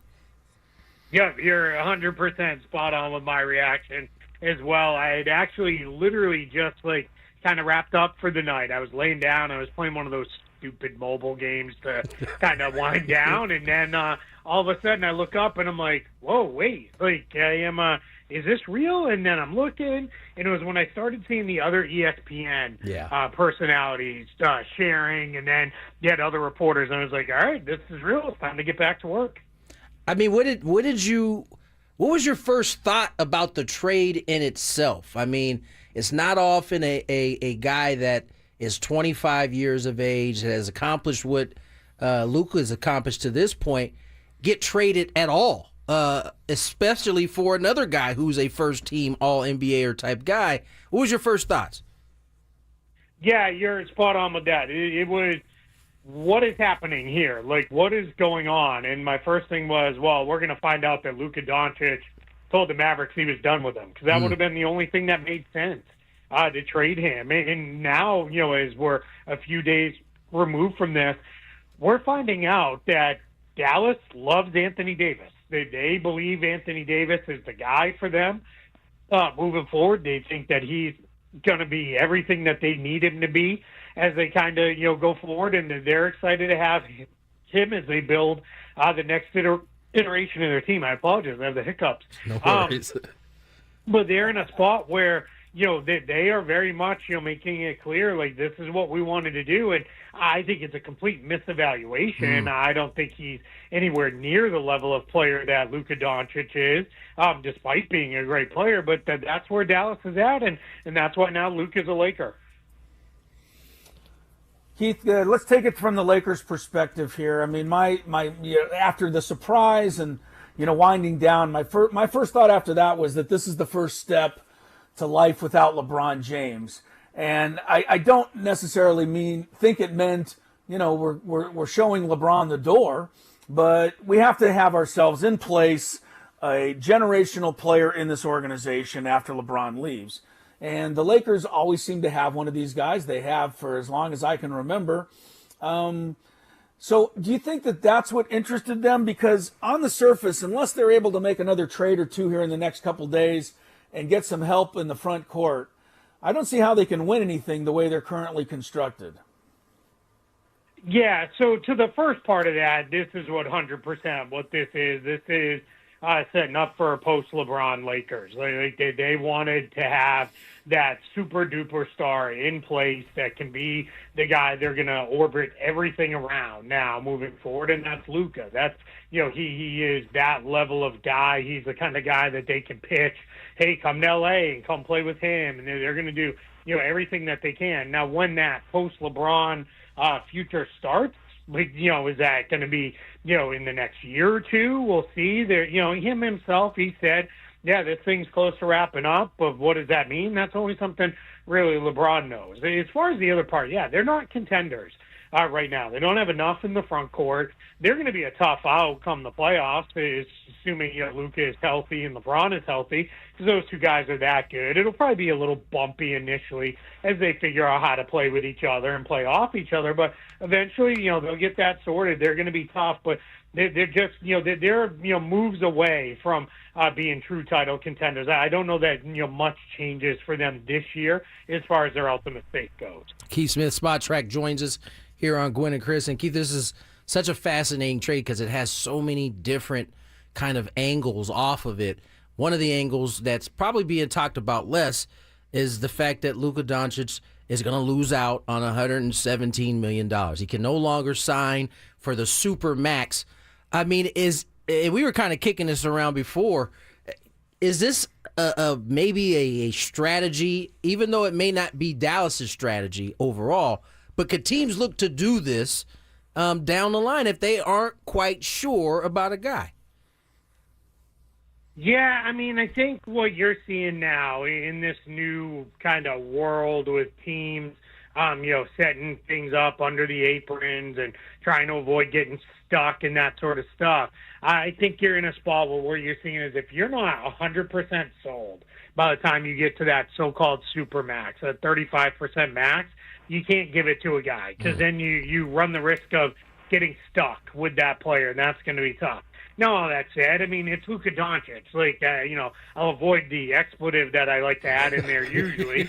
But it's, like that part, doesn't make sense to me from the Mavs, but that's where they field, and that's where they feel, and they're going to, kind of do their other stuff. And that's going to be what is, really going to be something to watch now as teams build out their rosters. Are they going to be able to find, the right guys, for this? And, there are teams that are going to look at it and say, the way forward is not 2-3 guys on max deals, but to have, one guy on a max deal and build out all the rest of the guys around that. Keith, both Tony and I really believe, and I'm sure you do, that this trade was something that the NBA needed in a public relations manner. And what I mean by that is the only thing anybody's been talking about the NBA this year is how lousy the basketball is, how they're tired of the three-point shot, how the ratings are down and the interest is low and people aren't into it. And all of a sudden this trade comes along and now the NBA is front and center. It's the biggest thing going and nobody's talking about the three-point shots and any of that stuff. Once this dies down, are they going to be able to get back to that and trying to fix this sport so that more eyes will enjoy it? Yeah, I don't think there's a whole lot to fix with the NBA, personally, and I get it. I'm closer to it. It's how I make a living. I love the game. But I think what's interesting is some of the loudest voices, when you hear them, with the most criticism, they come out then usually and follow it up with, I don't really watch anyway. Right. And it's like, well, then what are you talking about, right? Like, you're out here yapping, and a million people are listening to you, and then you say, but I don't watch anyway, but they've already turned it off or moved on, so they're missing that part. I think, the NBA has a problem when their biggest television partners on a nightly basis put a bunch of people on air that people watch and listen to, and they dump on the game repeatedly because it's, it's not played the way it was when I was there. And, Charles Barkley continuing to, say you can't win championships shooting jump shots when that's what everybody's done, for basically a decade now. It's just, that doesn't help either. It's kind of like I say, if I'm like, oh, that new TV show's coming out, and all the people on it are like, it stinks, don't watch it. Well, I'm not going to watch it, right? Like it's, that's where they get stuck. I also will say this. When you dig into it, and the NBA has come back at this, Bob Iger, of Disney ESPN, just talked about it today, that, there's a lot of ways to measure ratings, and it gets lost a little bit in some of this stuff because people, when you look at traditional television ratings, that is not the way people consume sports always now. And then they talked about how their new media rights deal, which is very clear to call a media rights deal versus a television deal, is different. And it was constructed in a different way because people are consuming these things very differently than they did before. And the last thing I'll say, too, is ratings for all sports are down. Even the NFL, which is still king in the country, they saw less people watching. And I think that's just a fact of there's 9 million things to try to consume now of all stuff. And I think people are just spread very, very thin with what they can do in their downtime. Yeah, there's no doubt about it. You got to be careful to some of the voices you're listening to because, as you put it, Keith, they're not necessarily watching the game in the same way that basketball fans do. Now, Keith, obviously, the trade deadline coming up here soon. Kevin Durant's name, it seems like a lot of stars, names are being mentioned right now. It just seems a little bit off. It's the Suns want to move, but they also want to bring in Jimmy Butler. How do you think this lands? Do you think KD gets moved? Do you think Butler gets moved? Because it seems like they are setting up, at least from the stories I read today, they are setting it up so in case he can't, that he has a landing spot back in Miami. Do you see a scenario in which he stays in Miami through this season, and do you think KD gets moved? Yeah, if we do Jimmy Butler first, because that I think is the far easier one, he's going to get traded before 3 p.m. Eastern tomorrow because the Heat they're too far down the line with this to bring him back. He wants no part of going back. There's been some leaking to the media of, hey, if we don't make a deal, we'll welcome him back. But that is so far gone, it's not going to happen. And that's more just an absolute cover if, everything goes wrong. They'll find a trade for him. And they've been trying to set up the fans as well with reports of, hey, we don't necessarily need, X, Y, and Z in return. We now are looking for this. And that's trying to set people up for less of a return. When you get to Kevin Durant, this is where I say normally I'd be like, yeah, that's crazy. They're not going to trade Kevin Durant.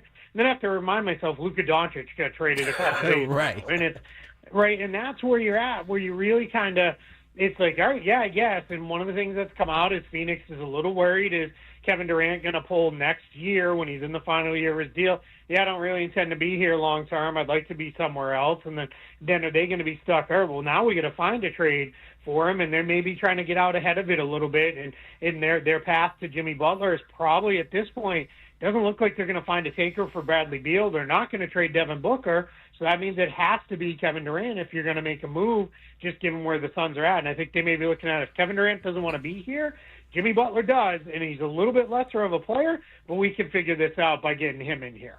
Yeah, it should be a very, very interesting next less than 24 hours. Keith, as always, man, appreciate you coming on and spending some time with us. I appreciate it. Thank you so much for having me.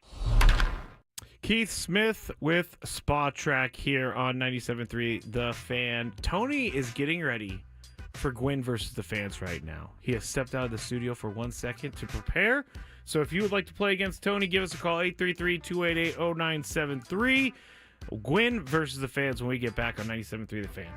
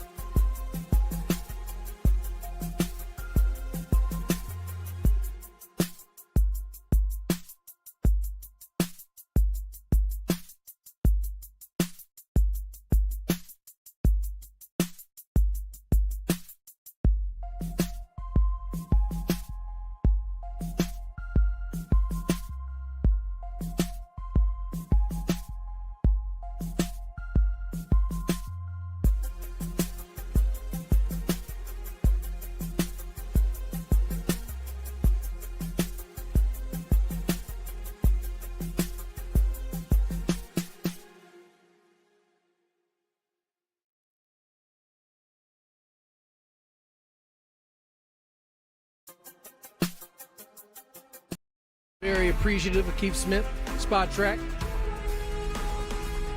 joining us to talk some basketball there. He said what I thought. He said what I said earlier, which was, I forgot what he said that I said earlier. Hold on, it's going to come to me. About Kevin Durant?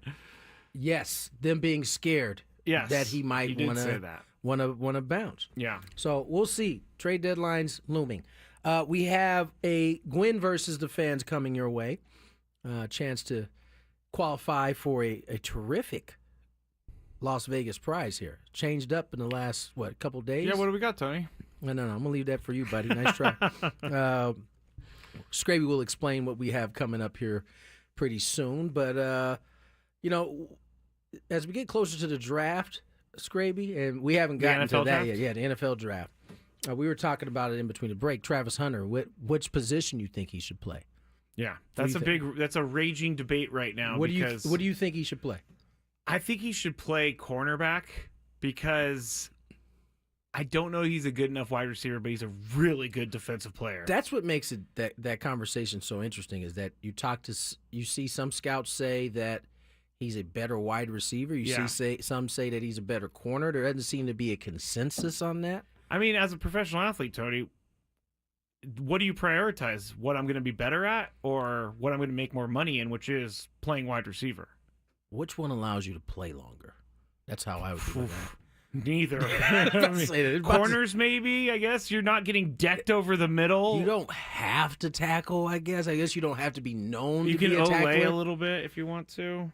I don't know. I mean, you can make good money as a corner, too. You have to be top of the top of the top to make the good money as a corner. Yeah. I would say same thing. Same thing for corner. In order to make any real money, you do have to be top of the top, just like in wide receiver side. Or did you say wide? Or did you say corner? I said corner. Yeah. I'm sorry, wide receiver for sure. Yeah. It's the same thing on that side, I would say. I'm curious as to where he's going to go. He's being picked in the 4th position to the Patriots, which Drake May is a good place if he wants to play wide receiver, but they also have Christian Gonzalez, so he would be matched up on the other side of Christian Gonzalez. Which sounds like the start of something good. Because a lot of these teams a lot of the good defensive teams have cover corners on both sides. Yeah, Christian that Gonzalez you can leave alone. Shadows the number 1, so Travis Hunter would only be responsible for the number 2, which is not a bad deal. Not a bad deal. All right, let's 833-288-0973 if you want to take on me.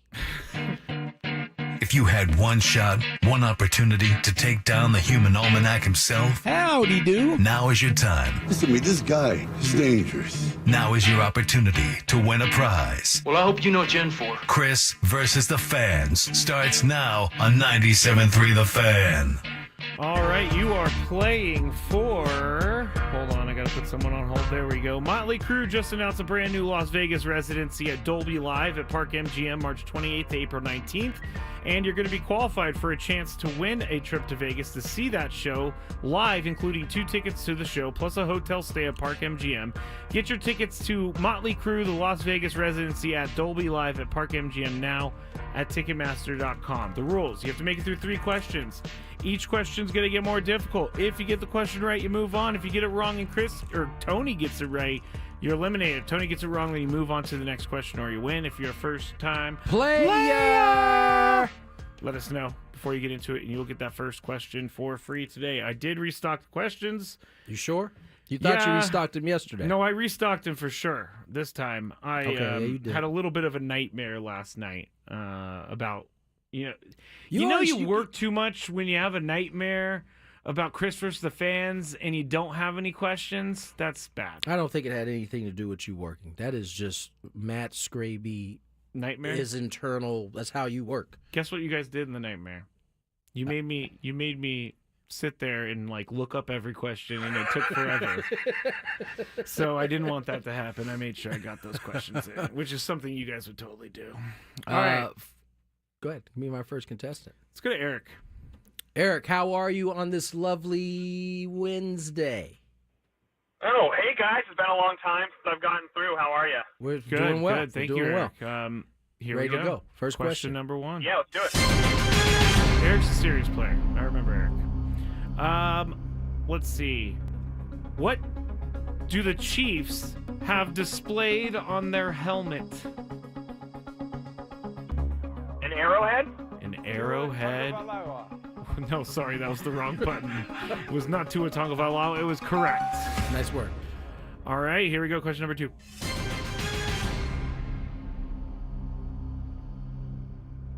What cruise line is Shaq the spokesperson for? Man, I feel like I just saw one of these the other day, too. Royal Caribbean? Royal Caribbean. I'm sorry, stay there, though. I believe he is the spokesperson for a former boss of his from the Miami Heat. Carnival, I believe, is the cruise line.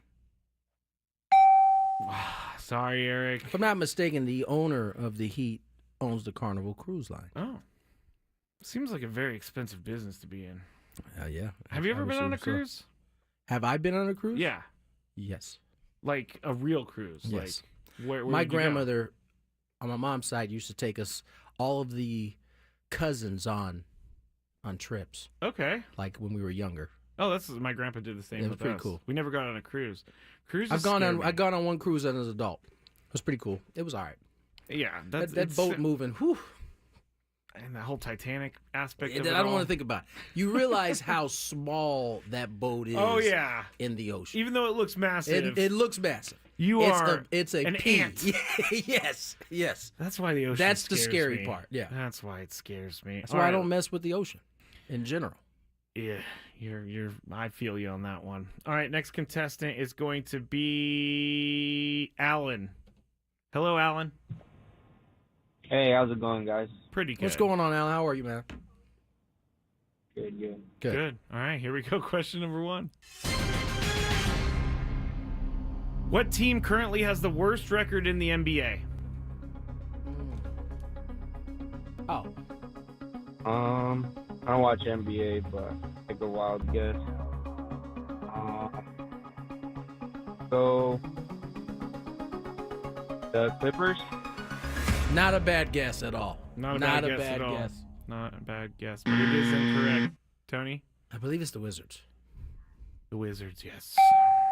Sorry about that, Alan. They won 8 games this year so far. It's single digits. I knew that. 8 games. What is going on? I don't know. Is that my phone doing that? It might be my phone. I think so. All right, let's go to our next contestant, Zach in Mira Mesa. Hello, Zach. Hello, guys. Good afternoon. How's it going? Doing Pretty well, good. Zach. How How are about you? yourself, man? Hey, man, I'm doing good. Hanging in there. Love it. All right. Let's get to this first one.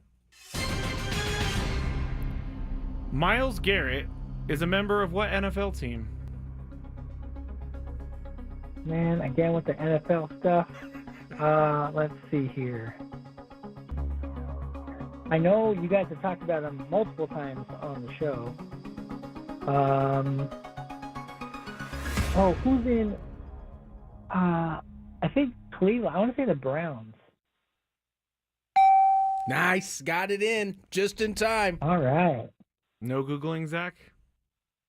No Googling. All right. No, we I believe remember. you. I remember Cleveland. You guys were talking about All right. Cleveland. All right. Honor system is how we play this game. Scraby is suspicious of everyone. Yes, Don't- I have to be. Yeah, I have you to. don't have to be. But All right, whatever. Zach. Here's question number 2.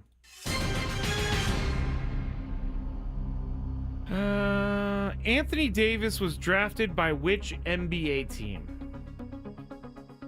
All right, this one I'm for sure going based off of like the ultimate guess.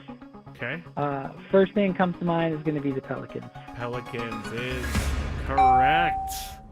Man, All right. The gut Pels. answers. The Pels. I always thought the Pelicans was a weird name until I figured out it was like the New It's the Orleans state bird, yeah. the state bird, which Pelicans are scary, man. Have you ever had a pelican dive at you? I don't know that I've had a pelican dive at me, but I definitely gone fishing before and seen pelicans snatch, bait. Yeah, it's scary. They don't mess They're around. big birds too. Birds scare me. All right, with that out of the way, the birds scare me. Zach is on to question number 3. All right, in the history of baseball, Zach, what National League team has won the most batting titles? Ooh. That's a good question. Baseball is definitely my sport, but you're going a team with the batting Team title. batting title. Yes, I went and individually counted these babies. Oh, man. Yeah, I like this. I mean, I don't know. I feel like the Reds have gotten a lot. They've been around a long time. All right, the Reds, they have been. They were one of the first teams, if not the first team. Stay there, though. Well, let's see. The Padres will have like 11. I think, if we're counting Luis's. No, they'll have 10. The Cardinals got a few. I'm going to say the Tigers. For National League team? Oh, you said National League team. Yes. Oh, you did say National League Yes. Should I accept the Tigers? No, you shouldn't. I'll go with the Cardinals. The Cardinals. Wow, you win. Zach, stay on the line. I'm going to get your information and qualify you for everything. Cardinals were number 2. Who's number 1? The Pirates. Who won batting titles for the Pirates? I have no idea. Where'd but you they find won this at? I'm gonna have to Chris You have Eller to- you right I here. think they won like 26, and the Cardinals won like 25 or 24. It's not an easy thing to look up because I had to count on Wikipedia. So, yes, Well, we're gonna double check this, but congratulations on the win, my friend. I hope it's not the Cardinals. This is always my. I'm scared that this is going to happen, but yes. All right. All That's right, well, it. let's roll away to break.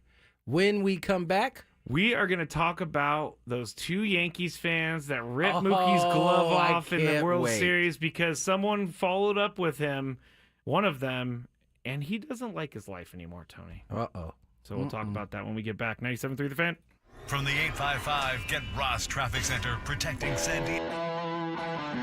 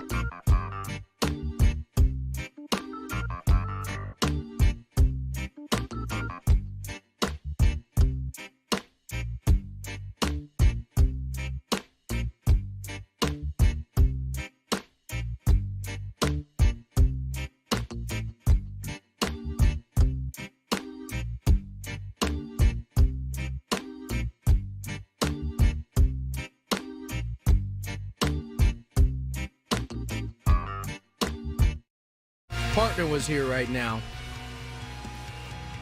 he'd be pitching a fit. Strasburg ready to go. Yeah, that's how far we had to go back into the archives to look at these batting title champions. Prehistoric times. And I don't know. We got mixed reviews. Well, I'm using Wikipedia. There's some gray. He's using Wikipedia. I'm using Baseball Reference. Baseball Reference does, in the general court or general opinion, is the more accurate source. Yes, it does. But Wikipedia is never wrong. So I think it is wrong quite a bit, especially considering me and you can hop on there and just kind of put whatever information we want. Yes, I am seeing that the Pirates won 2 more batting titles than the Cardinals. You're seeing that the Cardinals are the leaders. leader in this. Yes. And the discrepancy here is 1887, which is 1887, ridiculous. Tip O'Neill. I have Sam Thompson of the Detroit Wolverines as the National League batting title. Tip O'Neill won it in 1887 and 88. Let's see. Did Tip O'Neill play for the St. Louis Cardinals? That's what it says. I want to see. St. Louis. I know that they've been around for a long time. Oh, they were the Browns. There you go. And I think the Browns, did they turn into the Cardinals or did they move someone else? It's a great question. I probably should know that, but... Oh, my goodness. Tip O'Neill hit 435 that year. Tip O'Neill was balling. I love these stats back in the day. 124 games, 435, 490, 691 slash lines. That's amazing. This guy was a player. St. Louis Browns, now that we have some time. A team that originated in Milwaukee... they became the Baltimore Orioles. Oh, so I'm right, you're wrong.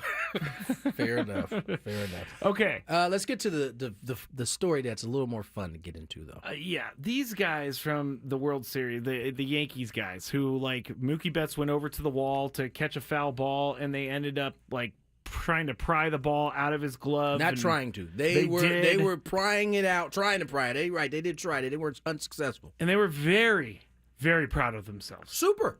Yes. Austin Capobianco is not proud of himself anymore. Oh, he's feeling different about his move. Yes, according to this Athletic article, it's he's 38 years old and he's received hundreds of texts and voicemails from strangers telling him to go to hell. Or worse. Man, listen, as a Padre broadcaster, and having been in an environment with Dodger fans can be pretty ruthless. Oh yeah, especially when you're trying to rip Mookie Betts' arm off. You can't do that. I think we can all kind of like put our Dodger hate aside for a sec. That was a trash move by any stretch of the imagination. I couldn't believe what I was seeing. It was ridiculous. It was like WWE. That's the first thing I thought. I was like, is this real? Like, these dudes are really pinning his arm down, trying to snatch the ball out. And it is so funny. Now, what's my man's name? Austin Capobianco. I'm going to call him Copacabana. AC over here. Yeah. He's having second thoughts now. He's having second thoughts because now people are starting to send stuff in the mail, and one of those boxes ended up on his parents' doorstep because that's where his address was. He doesn't live there, actually. They were very wary to open it because there was no return address, and it ended up just containing feces. The box. Let me tell you, when you play stupid games, you win stupid prizes.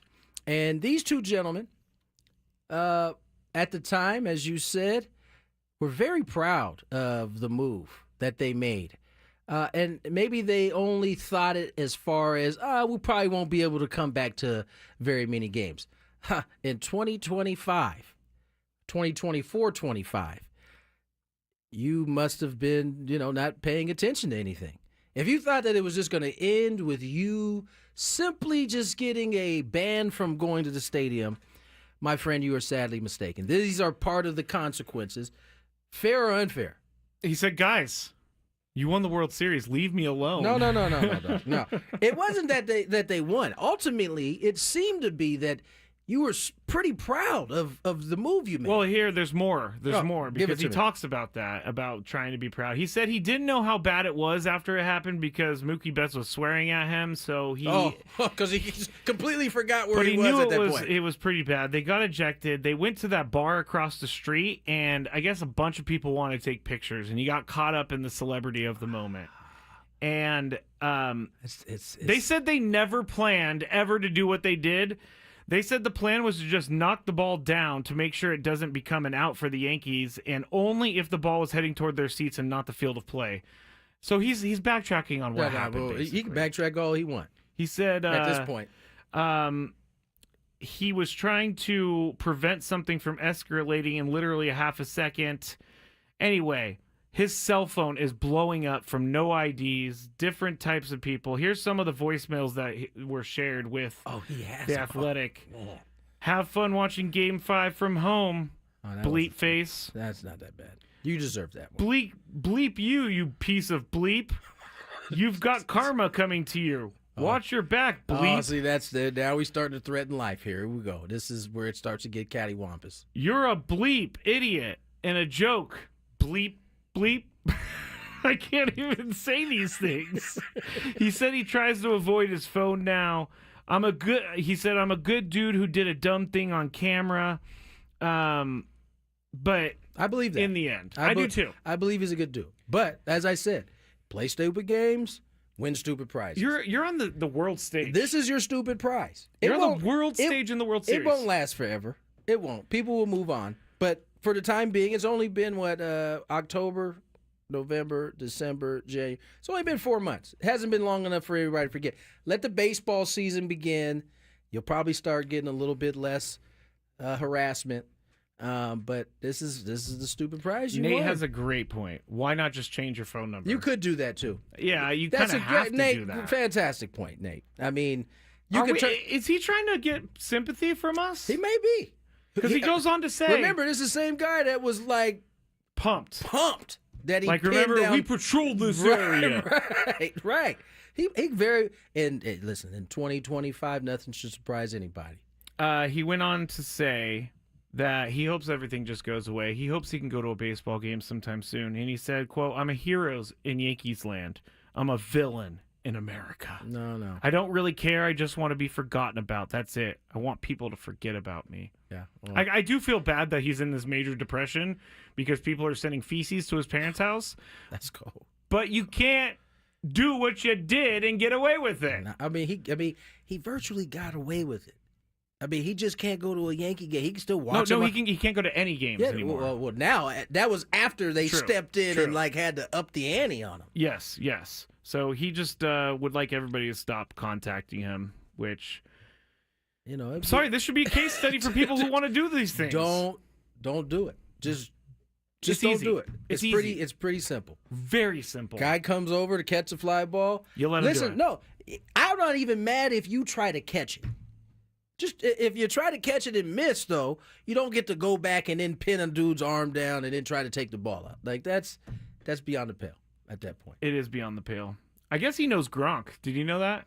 Yeah, this guy? Does it surprise you? No. I could 1,000% see Gronk pinning somebody's arm down, taking the ball out. So Gronk at the time was on Up and Adams on... I did know that. Yes, That's right. Yes, they went to the University of Arizona where they became friends when Gronk was a freshman. And Gronk called him a fun dude, and then he goes on to say, him doing that represents himself very well. He is all in for his teams. He's all in for the Yankees. I remember him talking about the Yankees all the time, how he loves them so much. That describes him perfectly. So this is the guy he is. This is who you are, buddy. Cold game. It is a cold game. You haven't even made it to the next season yet, and you're already... We ain't even had spring training game yet. And he wants the ban to be lifted. Nah, dog. You gonna eat that for a little bit. He also didn't say this, but I'm sure he doesn't like all the different jokes about him looking like a penguin henchman. Wait, what? Who? That was out there? Yeah, because he does look like a penguin henchman. I mean, he's like, I hadn't seen it, but when you said it, it was kind of a good visual. He's got that look on his face, like I'm going back to the penguin cave. The penguin henchman, huh? Yep. That's cold. All right, let's get to break. Big Five on the other side. Scraby's got it ready to go. Gwynn and Chris.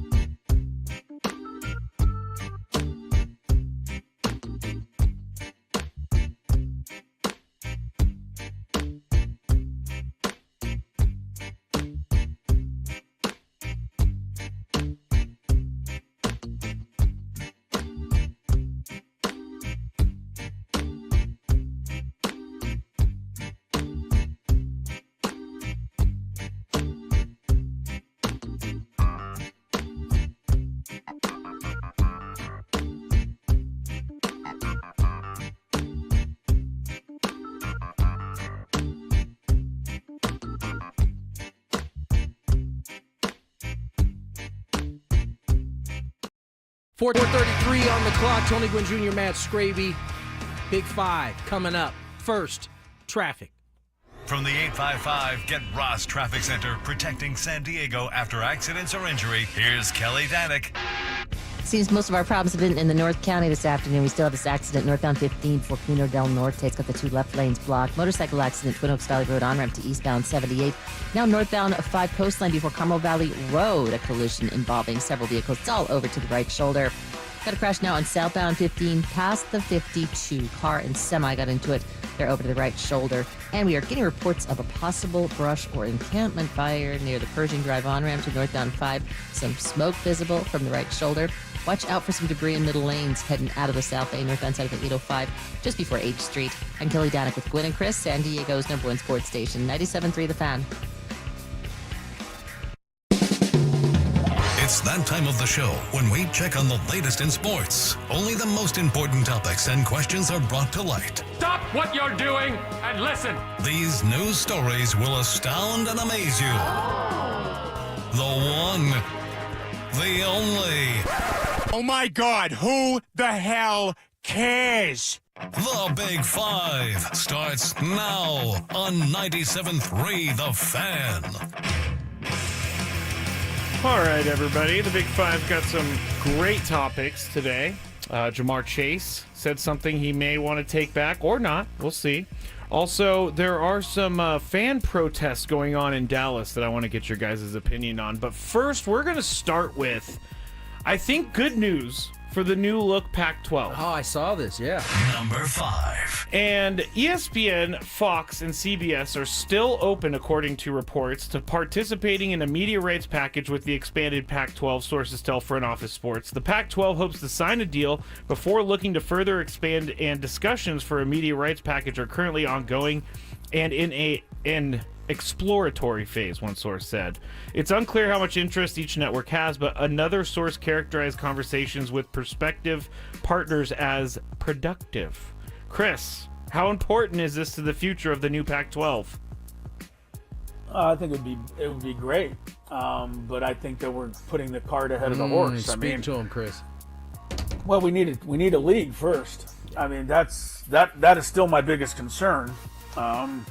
Right now, we don't have enough teams to qualify for a football conference. I think Gonzaga being in there makes it great in basketball, but we still need a couple more teams. And until they can, get Stanford and Cal to wake up and come back to the Pac-12, or they can, coax Memphis and whoever else they're talking to from the AAC to come in, I'm still hesitant to celebrate 100%, but assuming that we get a full conference put together, yeah, I mean, you get your games on ESPN. That seems to make things so much more legit. It frustrates me in basketball that the Aztecs in the Mountain West are never on ESPN, and as a result, they don't get talked about near as much as the rest of the teams in the country, and that's just the way things are right now. All right. Tony, how important is this to the future of the new Pac-12? I think Chris hit it on the head. It's 1B to this whole conversation. 1A, of course, is getting the teams that you need into the conference, enough teams so that it actually matters. I can't imagine that ESPN or Fox or whoever is in these exploratory talks haven't been watching the same news as us, which is Pac-12. I don't know if they leak it out there that they want these teams. Said teams say, no, we're good. And that has been the trend really ever since San Diego State, Utah State, Boise State. Who am I missing? There's one more. Fresno State. Yeah. Yeah. Ever since those teams accepted, everybody else since then, outside of Gonzaga, who's going to be basketball only, have kind of said, we're good for now. And so I imagine these talks can only be exploratory until you have a full conference that can actually be pushed and actually put on TV. Now, when I first read this, I thought, this is a great idea. What if they've talked to schools already and they can present to ESPN, Fox, and CBS, hey, if you guys sign on, then we're going to get XYZ schools. If I'm Yeah, they could do that, but if I'm Fox or ESPN, I've already been in negotiations with the real Pac-12 prior to this, right? Or whoever was in the conversations, I would probably feel a little more comfortable, especially given that not even the TV companies know which way streaming is going to end. It would seem a little, as Chris said, putting the apple before the cart kind of deal. What does that mean, Chris? Like, why apple before the cart? Well, that's not the saying. Oh, what is the saying? The saying is the cart before the horse. Oh, cart before the. If you put the cart, then the horse behind the cart, you'd have to go anywhere. Right. Yeah. Of course, it's just Okay. that makes a lot more sense than the apple before the cart. I like the apple before the cart. I thought maybe you don't want to run over your apple or something. I don't know. Yeah, I'm not quite sure what that was. Dang. Number 4. All right. You just used it, didn't you? Like right before I said it. I heard apple and cart somewhere. Putting the cart before I the horse. swear I've heard apple cart, but maybe not. I've heard apple cart. I have. But apparently it's wrong. I'm not saying that Chris did anything wrong here. I'm just saying that we have it wrong, Tony. Clearly. This next topic isn't necessarily one fans care about, but it does give you an inside look at how the business of basketball is done. Candace Parker brought up something about the Luka trade with NBA on TNT that may have other front offices looking to do the same. Here she is.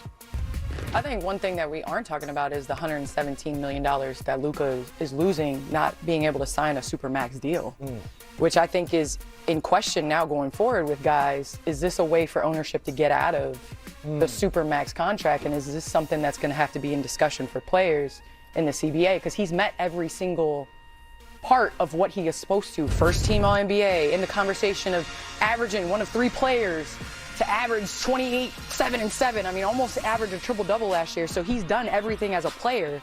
And now he cannot. was supposed to be coming his way. Now he can't sign. But, there's got to be something internal that we don't know. We know what's outside, but what's behind the scenes that we're missing. I really feel bad for Luka. His $117 million just going by the wayside. A lot of money. It is a lot of money.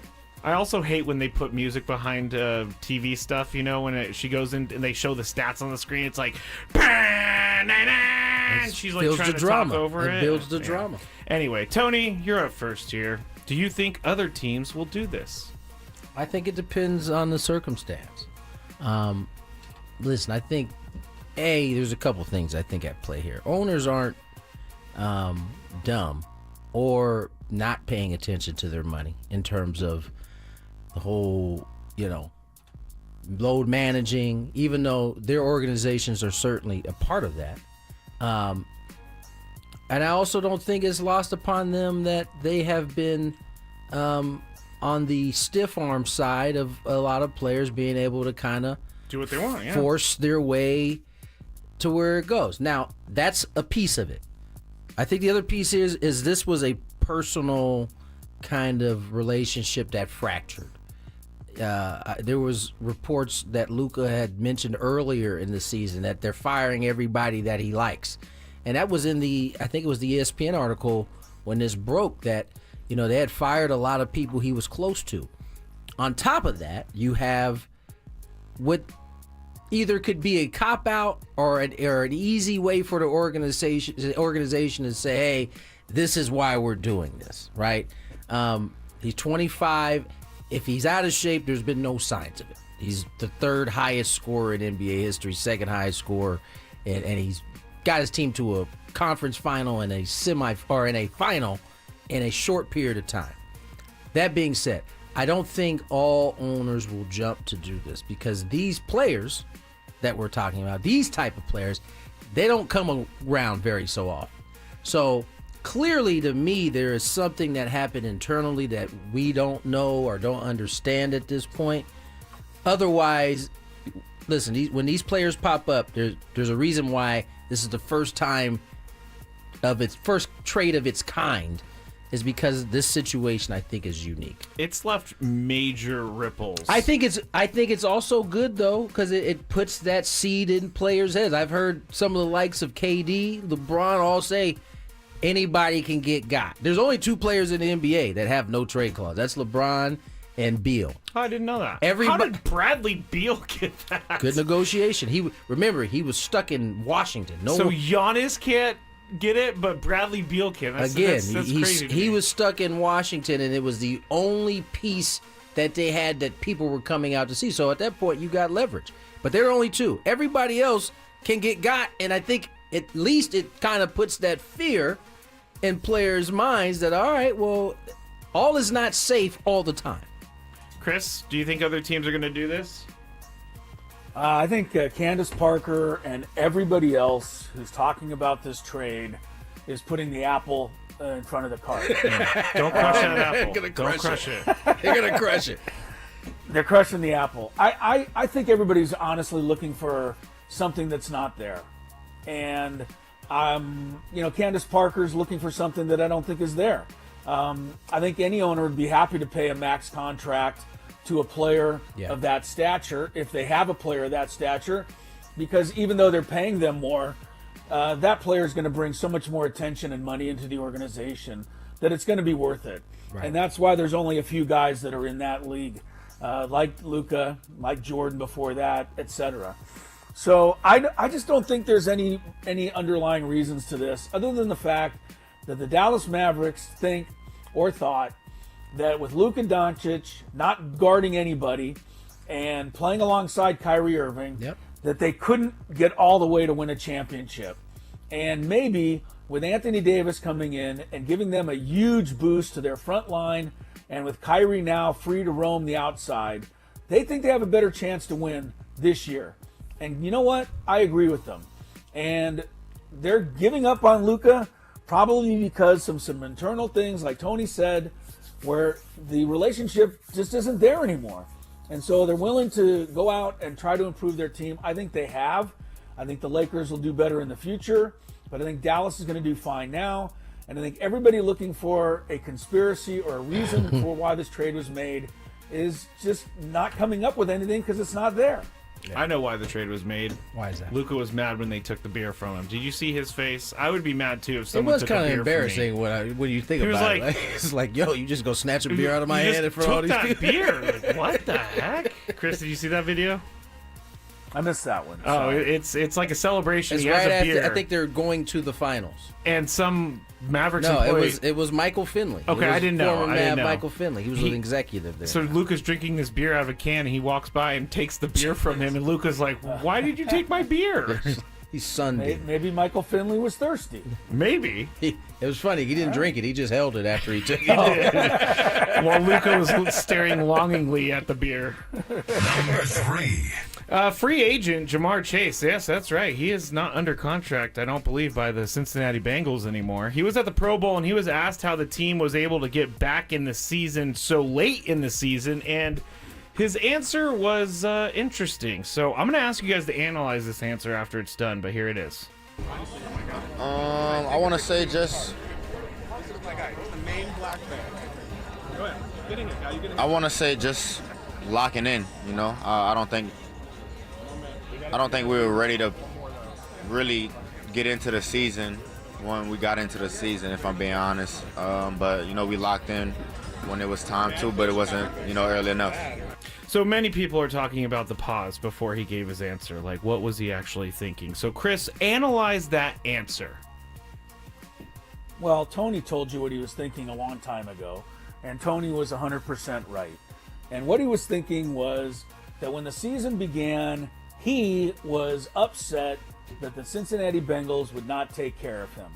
And as a result, he and the Bengals did not get into the kind of mental attitude that you need to be in to start a football season. Now, I credit Jamar Chase because eventually, a month or so in, he was able to put it all behind him and take off and go ahead and focus on football and realize that the better he did, the better it would be for him in the future.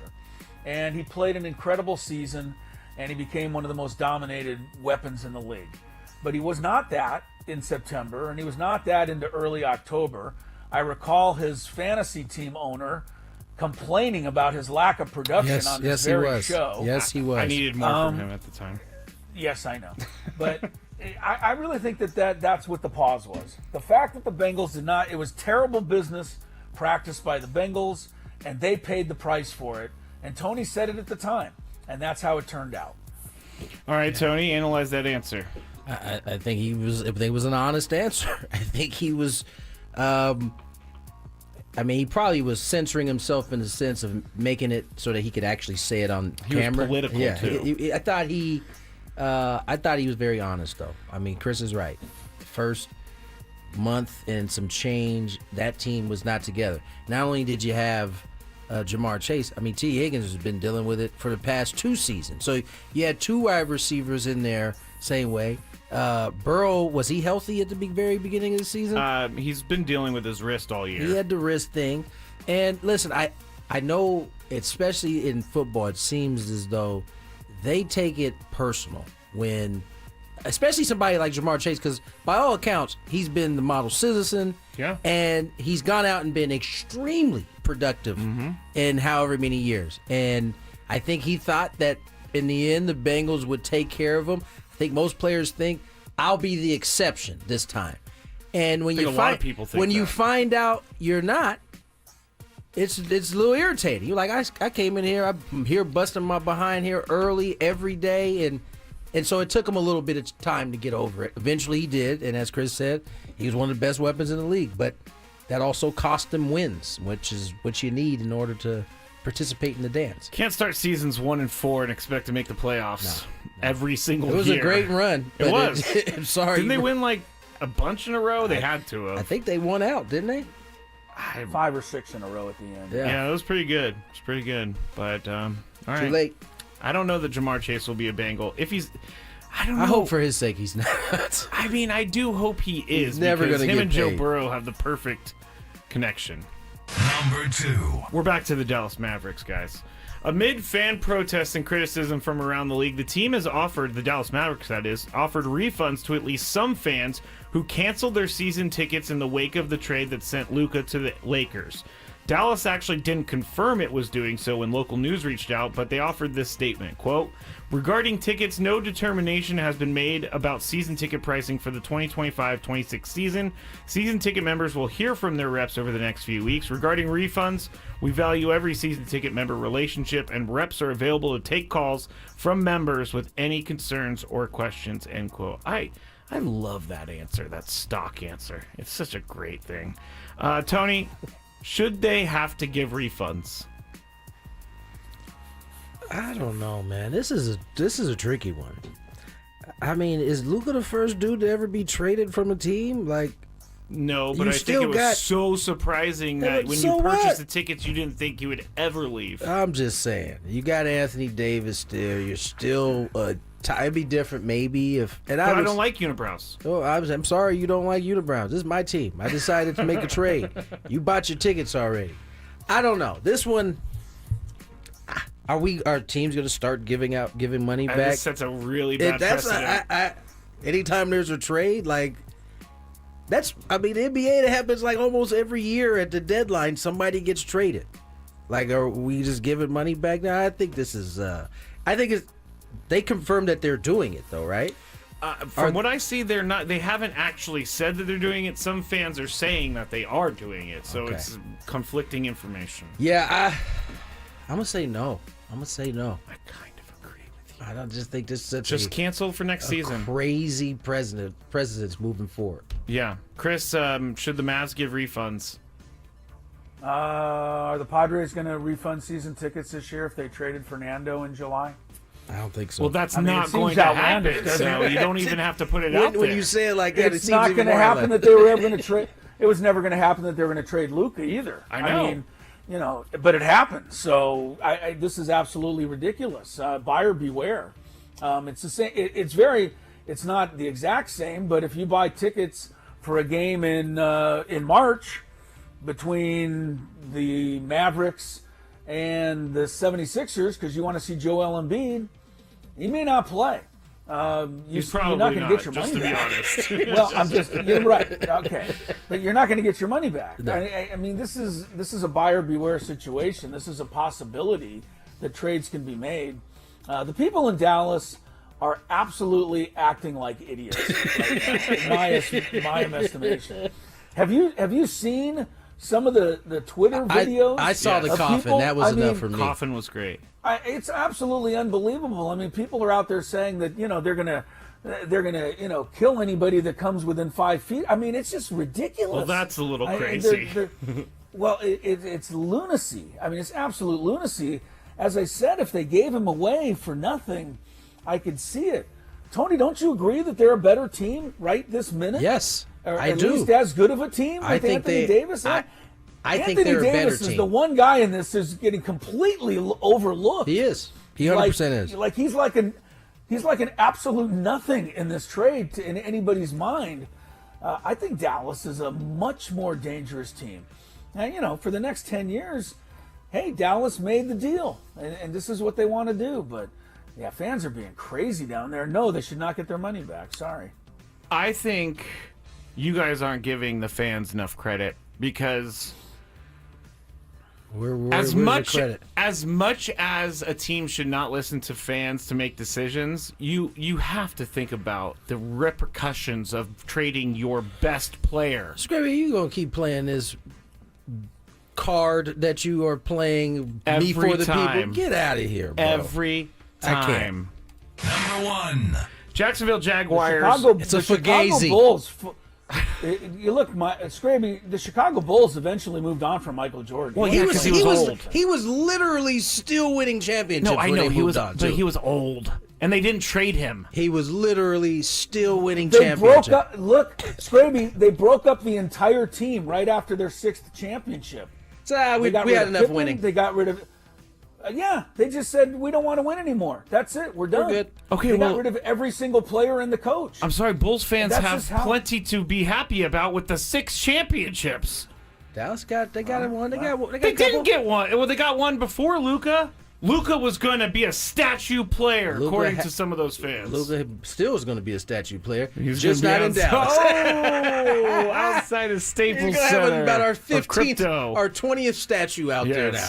Pretty soon It's you're not true. going to be able to get to the damn It's going to be arena, it's though. going to be in the middle of the statues. street. This is going to be right in the middle of the street. Right next to the Bronny statue that's going to go up. All right, let's go. Hey, he made a 3 the other night, Scraby. He's on his way. All right.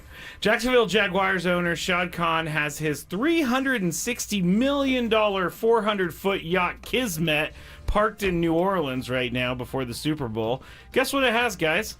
3 pools, 4 fireplaces, a spa, a sauna, a cryo chamber, a gym, a yoga studio, basketball and pickleball courts, and a helipad. It also sleeps 12 guests and has a crew of 37. I got all kinds of questions. I retweeted this video of the yacht if you want to see it at Matt Scraby. Why in the world do you need 3 pools with only 12 guests allowed? This just makes no sense. Well, because one of those pools is the no peeing in the pool pool. Oh, so there's a pool. Yes.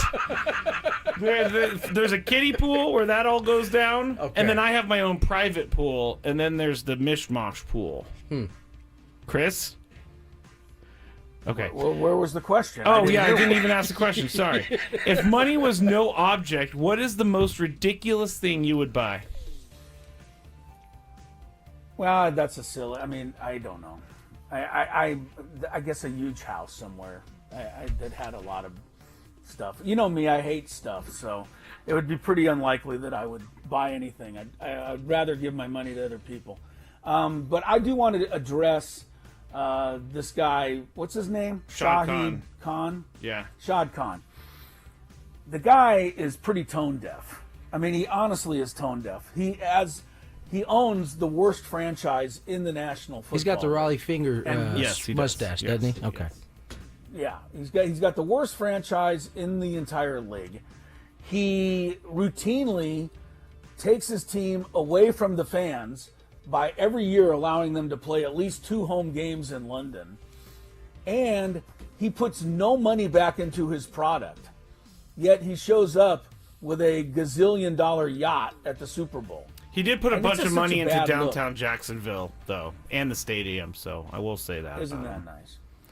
Well, I mean, you said he didn't spend any money. Scraby is the most both sides of the fence dude. He was just taking up for the people. Now he's back on the owner's side. It's funny. Mm-hmm. I mean, pick a side, buddy. If Pick he a has side. billions of dollars, why can't he buy a yacht? I didn't say Why can't he buy a player? He did. Trevor Lawrence.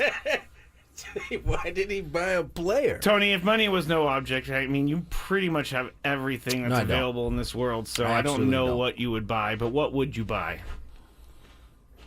I would want a house with a lake that I could stock it with all kinds of crazy fish. That's awesome. And I don't think that's what you want. What do you think I want? I think that you and I just came up with Oh, something I just that thought of want. this. Actually, I would definitely buy 6 courtside Laker tickets. Okay. Yeah. Okay. All right. I mean, that's Well, you're gonna. I think there's Those are something else expensive. you'd want to buy. What am I missing? I think there's something that you should buy if you have endless money because it makes perfect sense. Go ahead, give it to me. And that's your own Lear jet. Oh, yeah. That was going to be my next one. Was a jet. Okay. That was But when gonna he, be the next one. when Your he daughter's gets to gonna be- use the Padres jet all the time, I mean, what is Knock he it doesn't need a off. Lear jet. Trust me. Wouldn't it be nice, Tony, to just be able to travel Yes. where and when you wanted Yes. to? Yes. And if you're in the middle of a road trip, you could go see your daughter play soccer. Hit the I would Lear. not have to wait on an airport to come to Fresno to do a basketball game. It would be a wonderful world. It So would. that It there's would. your answer. And then It you really can would. have me be trained to be the pilot, and Scrappy, then I I would will act fly. like I'd never met you before if I had that kind of money. No, I'm just- I am a peasant at that point, so I don't disagree I'm with you. joking. Billionaires don't talk to peasants. Come on, are you serious? They don't talk to peasants. All right, guys, that's it for the Big Five. Gravy, you might be able to be the flight attendant on my. No. Yeah. I am not going to serve you. I'm going to say that my grandfather died and I'm too sad to do it like your flight attendant to Laramie, Wyoming. All Bring me right. up some of them cashews, will you? I'm going to throw them at you. Be like, here's your cashews. Bah! All right, Michael Flicks in the 5 o'clock hour. We'll also recap some of the biggest news of the day when we get back on 97.3 The Fan. Hey, it's Scraby here, and we're building a community called the Scrabinators. All you need to do is listen to the Scraby Show weekdays from 6 to 7 p.m., and you are in the club. Join Scrabination weeknights at 6 p.m. on 97.3 The Fan. This is the story of the one who, as a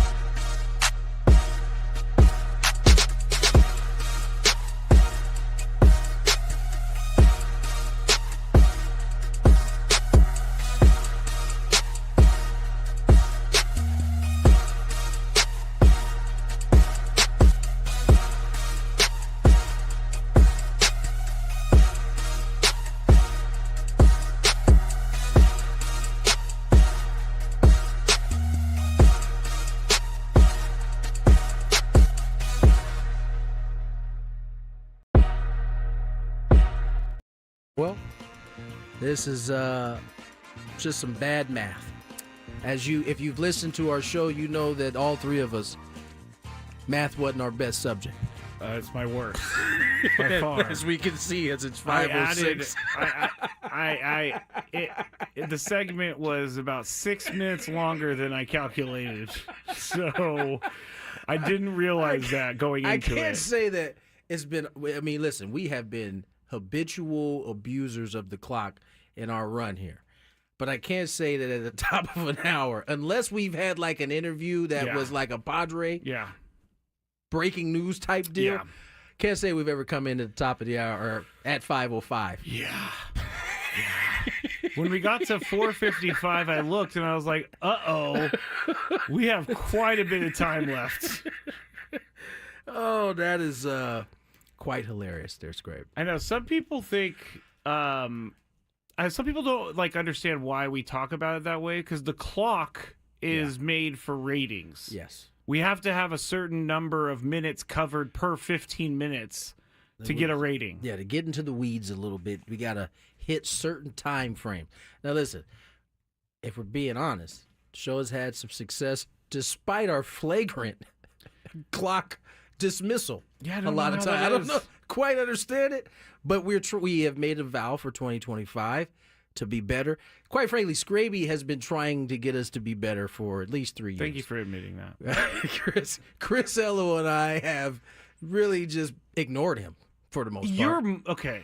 Since Chris isn't here, you're much better than Chris at going to break on time and teasing and stuff. Chris will be like, yeah, I got it. I'm a radio vet. And then he's like 7 minutes over the break time. He's like, oh, we got to go to break. Chris is not here to defend himself, obviously. That's why I said it. So I'll let Scrape do what he's doing. We were talking. Gosh, what were we talking about before? I hope you guys enjoyed the apple cart. People did. Trevor says, imagine picking up all those apples if it upset the cart.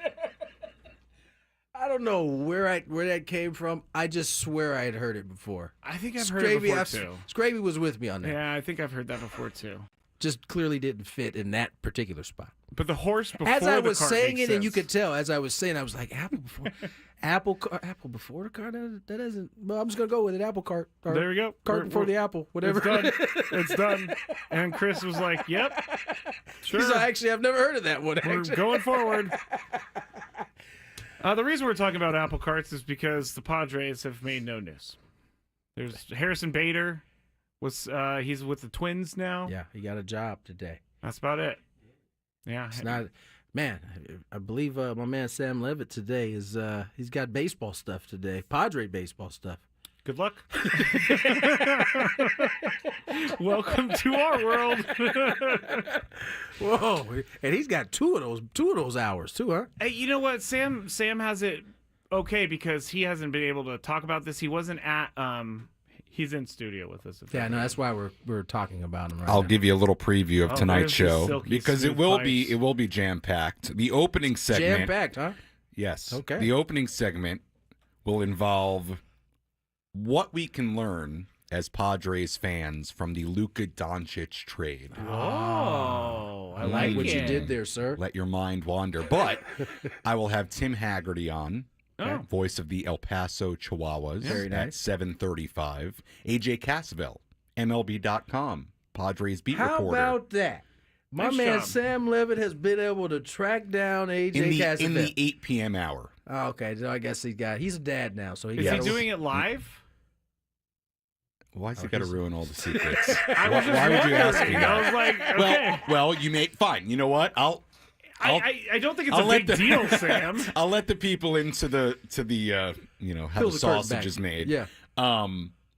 He does obviously have a young child now, so I think the later the night gets, The better. Well, I don't want to speak for him. No, not the better. He's got he's got a baby, so we're gonna pre-record.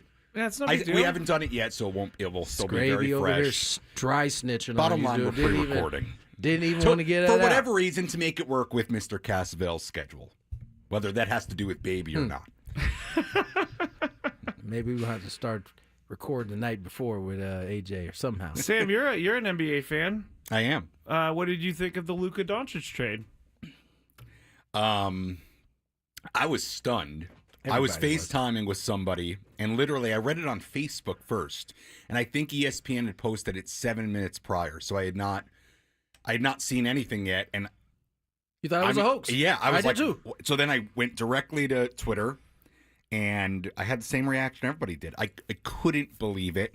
I think it's outstanding for the Lakers. Maybe it makes them slightly worse this year, but I don't think they were going to win the title anyway. We'll be all right. No doubt, slam dunk for the Lakers. Look, I wonder what the Mavs know about Luka that maybe we all don't know, or maybe this is an ownership thing where they just don't want to pay him.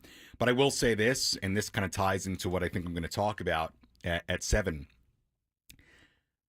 For you to make that move and do that to your fan base, it's a really good example of, sports and fandom and teams is about winning championships, but when you have a player of that caliber, a face of the franchise that your fans believe is going to be a Maverick his entire career and be a top 10 player of all time, maybe even better than that as a Dallas Maverick, to do that to your fan base, I mean, it's gut-wrenching. I don't blame those fans for being heartbroken. I mean, I've heard fans in Dallas basically say, I don't care what they do this year. I mean, they're so distraught about losing Luke, and I get it, like, especially in basketball where one guy means so much. Yeah. Like, that guy is supposed to be a part of your life for the next 10, 15 years.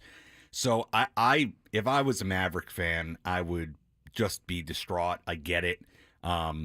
They should be pretty good. I mean, they have a chance to win the West. I think they got better. Still, but it's going to be fascinating, to see if they can go to the finals, something like that, because it'll make Nico Harrison look smart. Yep. But even if they do, it's so mystifying to trade him at 25, and I don't get it. I mean, I think it's a massive mistake. I don't. You can sell me whatever theory you have, but to do it, to not shop him around, I can't see where, unless like there's a very, very, the only way that Nico Harrison I think looks good at the end of the day or in 5-10 years is if this is truly a gamble of Luka not being able to stay healthy, not staying in shape, and basically, not being what I think a lot of us think he can be long term, which I guess is possible. But unless that happens, I just think it's an awful deal. I think right now it may appear that way, but I would challenge everybody to go back and look at all the deals that have been made, from Kevin Durant to, who am I missing? Anthony Davis the first time around. His at least turned into a championship, whether you want to call it the COVID championship or not. All the rest of these deals, from James to Russell to Kevin Durant to Kyrie Irving, none of them have worked. They all have resulted in those guys eventually going somewhere else. Still, with the exception of KD. KD's one time at work was his free agency. He signed with Golden State. He won 3 titles. He got up out of there. Hasn't been able to get back since. So I understand the deal. It's probably the first deal of its kind where there's actually that kind of star in Luka being traded for another guy. Right. And Anthony Davis is great. Yeah. Maybe not equal. He may not be at the same level, Right. but you're getting somewhere close. And all those other deals, it was picks. Right. And nobody really close to that caliber. And so we'll see how it goes. Yeah. I know as a Laker fan, I'm not mad at it. Oh, no. I mean, it was a must. I mean, look, Pelinka did an amazing job. I mean, to give up what he gave up and not have to include more picks, to convince Nico Harrison to keep it quiet, right, rather than him getting shopped around. Like, I what read a it was job. the other way around. I heard it was Nico that had him Right. keep it quiet because he knew once it got out the bag, you'd have it'd be a little bit more difficult. You've had public pressure then trying to prevent you from making that deal. I guess the only thing the Lakers, and I know you got to get the break. The only thing the Lakers, could I guess have to deal with is, obviously lost a lot of money from not being able to sign the Supermax, but he doesn't have to sign with the Lakers. No, he doesn't. You know, when that next contract comes up. But I don't know. It's hard to imagine the Lakers I getting just hope Luka, that and they're the Lakers. I just they hope he typically keep these slides guys. up. But you got something, sir? I got a breaking NBA trade. Ooh. Jeff Passan reposted. Wait, Jeff? You yours the Yeah, right no, Jeff? He reposted Shams. Oh, okay. What Oh, wow, Shams must say? be What did big. Shams hit us with? Is the Lakers involved? No. No. The Miami Heat Jimmy Butler are finalizing a deal to send Jimmy Butler to the Suns. To the Golden State Warriors. Wow. For Interesting. Andrew Wiggins, Dennis Schroeder, Kyle Anderson, and a protected first-round pick. Wow. There it is. Now they were talking about that the Warriors didn't want to give him a contract, so then he didn't want to go there. He said he didn't want to sign an extension there, Oh, so he didn't want. he said he didn't so want to. they're trading the. So if that is true, Interesting. they're trading this, making this deal, knowing he's not guaranteed to stay there. Interesting. Beyond this year. I heard Steph Curry and Steve Kerr talking about how they didn't know if he was going to fit in the locker room. That was reported. We'll get to I it. don't know that move does a ton in the West. I don't know that it does either. We'll talk a little bit more about it on the other side. More Gwynn and Chris. Here's some. No, it's traffic. Yeah, here's some traffic. Yeah, we're well past traffic time. From the 855 Get Ross Traffic Center, protecting San Diego. Ecom Bakadaku on the same team, Robin Morg on the same team. Ecom and Morg are fighting on the left side. And now Morg is down to 1 stock, Ecom down to 1 stock. Bakadaku has 3 stocks. But Farrell needs to win this one to stay alive.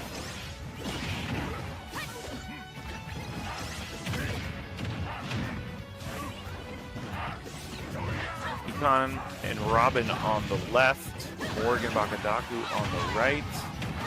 Morgan and Ecom only have 1 stock. Bakadaku, Robin have 2 stocks.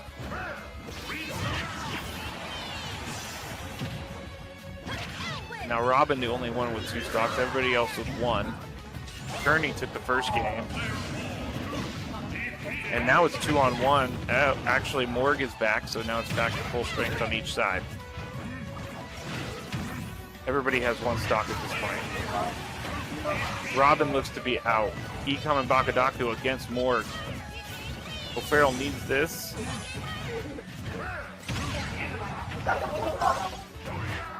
Morg hanging on. Bakadaku, Ecom both with 1 life. Morg. And there you go. O'Farrell ties it up. Now we go into the 3rd and final game.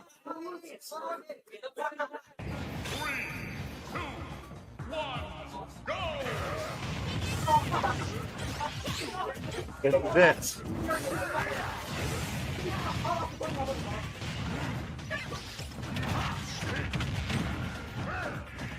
Each team, O'Farrell and Kearney, have won a game so far in the championship round. Loser comes in second. Winner wins it all.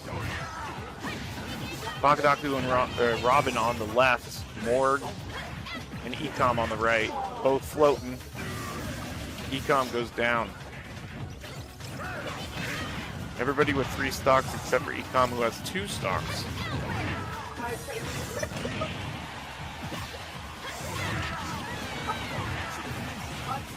Now Robin down to 2 stocks. Ecom and Bakadaku trying to get back on the stage. Bakadaku does. Ecom does. Again, this is the 3rd game of the championship round. Morg has 3 stocks. Everybody else has 2. Stephanie says, let's go. Robin and Bakadaku are battling on the left. Everybody with 2 stocks now. Even as it can get in the 3rd game of the final match, final round. Now Ecom down to 1 stock. Everybody else has 2. Robin and Ecom on the left, Bakadaku and Morg on the right. But now Ecom and Bakadaku trying to team up. Robin now with 1 stock. Ecom 1 stock. Everybody else with 2. Bakadaku and Morg 2. Ecom no stocks. But we'll be back. Bakadaku and Ecom down to their last stock. Morgan, Robin have control right now. Ecom and Bakadaku O'Farrell. Morgan, Robin from Kearney.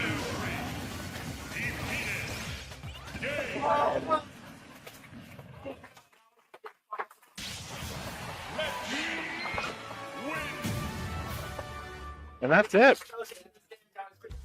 Kearney High School takes it in 3 games.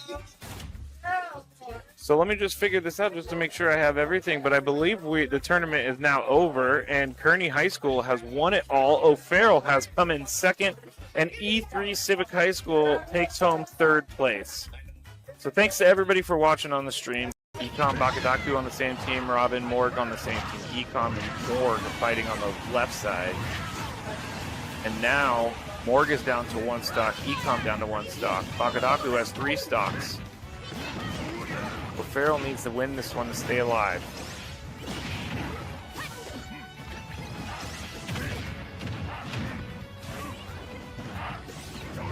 Econ and Robin on the left. Morgan Bakadaku on the right. Morgan and Ecom only have 1 stock. Bakadaku, Robin have 2 stocks.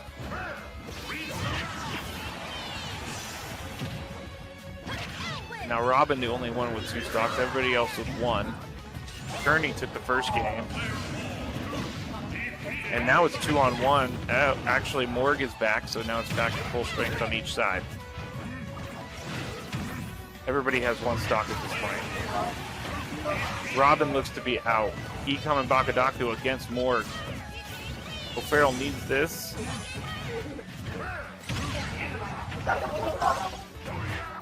Morg hanging on. Bakadaku, Ecom both with 1 life. Morg. And there you go. O'Farrell ties it up. Now we go into the 3rd and final game. 3, 2, 1, go! It's it.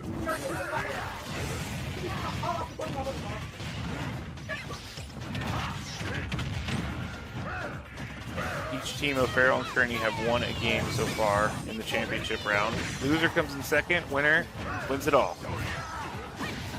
Bakadaku and Robin. I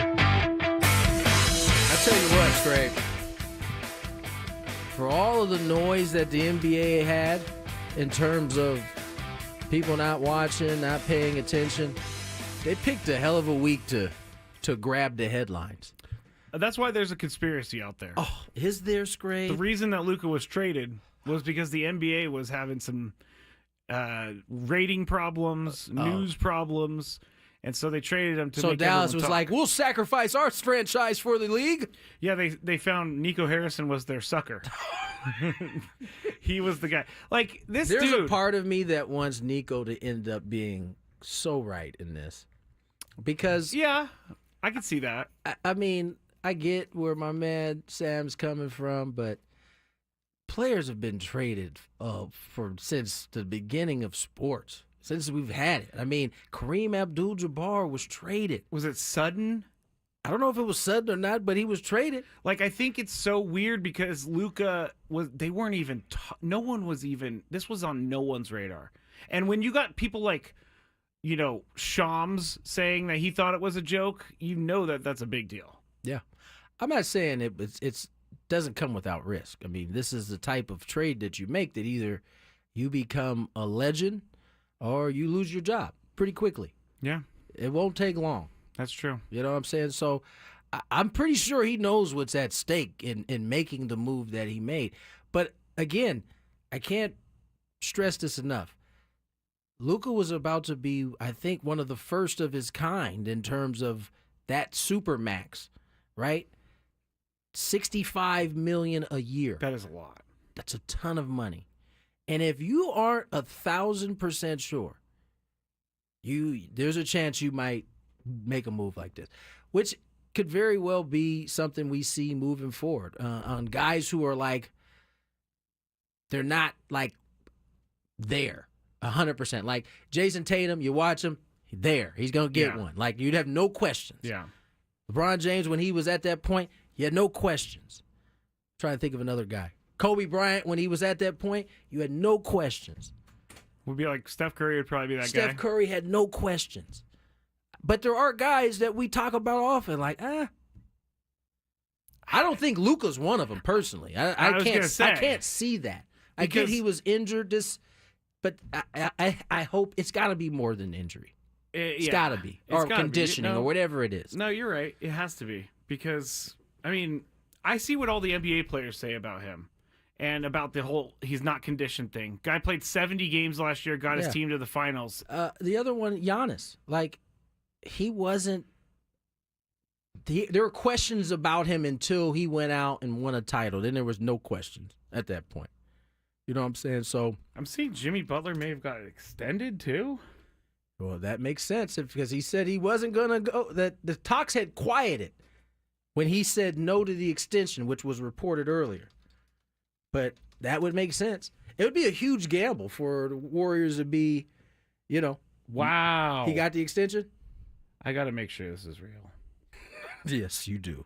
Okay, this is Yahoo Sports. Jimmy Butler has agreed to a 2-year, $121 million. He got the extension. This is what angers me. You're That's rewarding terrible behavior. $60.5 million. You are rewarding awful behavior by doing this. You are teaching him nothing, and I hope he does it to the Warriors too. Well, this might be his last one. 2 years? He's 35. Oh, I didn't realize he was 35. Yeah. Which was why Pat was like, I didn't see you on the floor, man, before I give you an extension. Yeah, that's true. And then he balked at it, and now Pat said, all right, I'll send you to Golden State. Have fun. That's crazy. 2 years, $121 million. All right, I'm not going to let you keep doing this. We're going to For get out a of guy break right now. Didn't want to play. Michael Flicks up next. Talk some San Diego high school basketball when we return.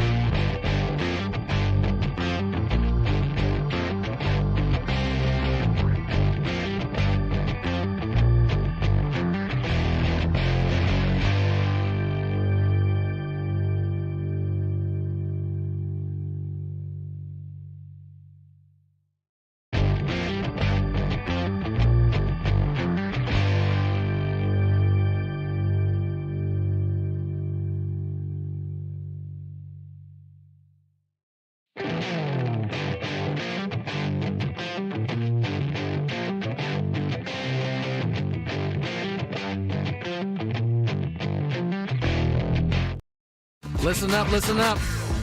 Congratulations to today's biggest fan, Allison Labor of San Diego. Give us a call back within the next 10 minutes, 833-288-0973. You'll qualify for our grand prize.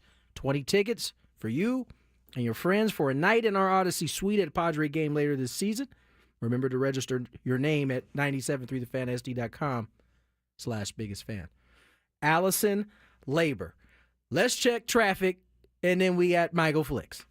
From the 855 Get Ross Traffic Center, protecting San Diego after accidents or injury, here's Kelly Danick. Well, after a very busy afternoon, looks like things are finally starting to wind down a bit. We do have a two-vehicle accident southbound 805 just past the 163. It's in the center divide. Also stalled motorhome on the transition ramp, West 8, at the southbound 125 connector ramp. In the North County, crash has cleared on eastbound 78 near Los Postos. You might see just a few leftover brake lights there. I'm Kelly Danick with Gwynn and Chris, San Diego's #1 sports station, 97.3 The Fan. All right. It's that time of the week, ladies and gentlemen. It's a Wednesday. That means we are covering high school basketball this last segment, and we can do it with no other than my man, Michael Flicks. Michael, how are you? I'm doing well. I can't complain. How are you? I'm doing well, man. Let's, before we get into the high schools, a lot of stuff going on in the NBA. I know you're an NBA fan like myself. Yes, sir. Get your thoughts on Luka becoming a Laker, Anthony Davis heading to Dallas. Like you said, I'm a Lakers fan, so I'm loving having Luka. We got our superstar for the next 10 years. Yes, you know sir. what I mean? He already, talking about this the best ball club ever, and all of that. I feel bad for him the way they shipped him out, like, because he planned to, be like Dirk and play there his whole career. But I mean, as a Laker fan, I'm loving it. Yeah. And I think for the immediate future, I think Dallas won more so than we did for the next couple of years. Like, I think they're ready to make a run at a championship right now. I agree with you. I think the Dallas fans that are losing their mind and bringing coffins to the arena, I think they're missing the boat here. I think they got a really good team, a more complete team than they've had, I'd say, in quite some time. And so, as you said, at the end of the day, for future-wise, I love it. Having Luka.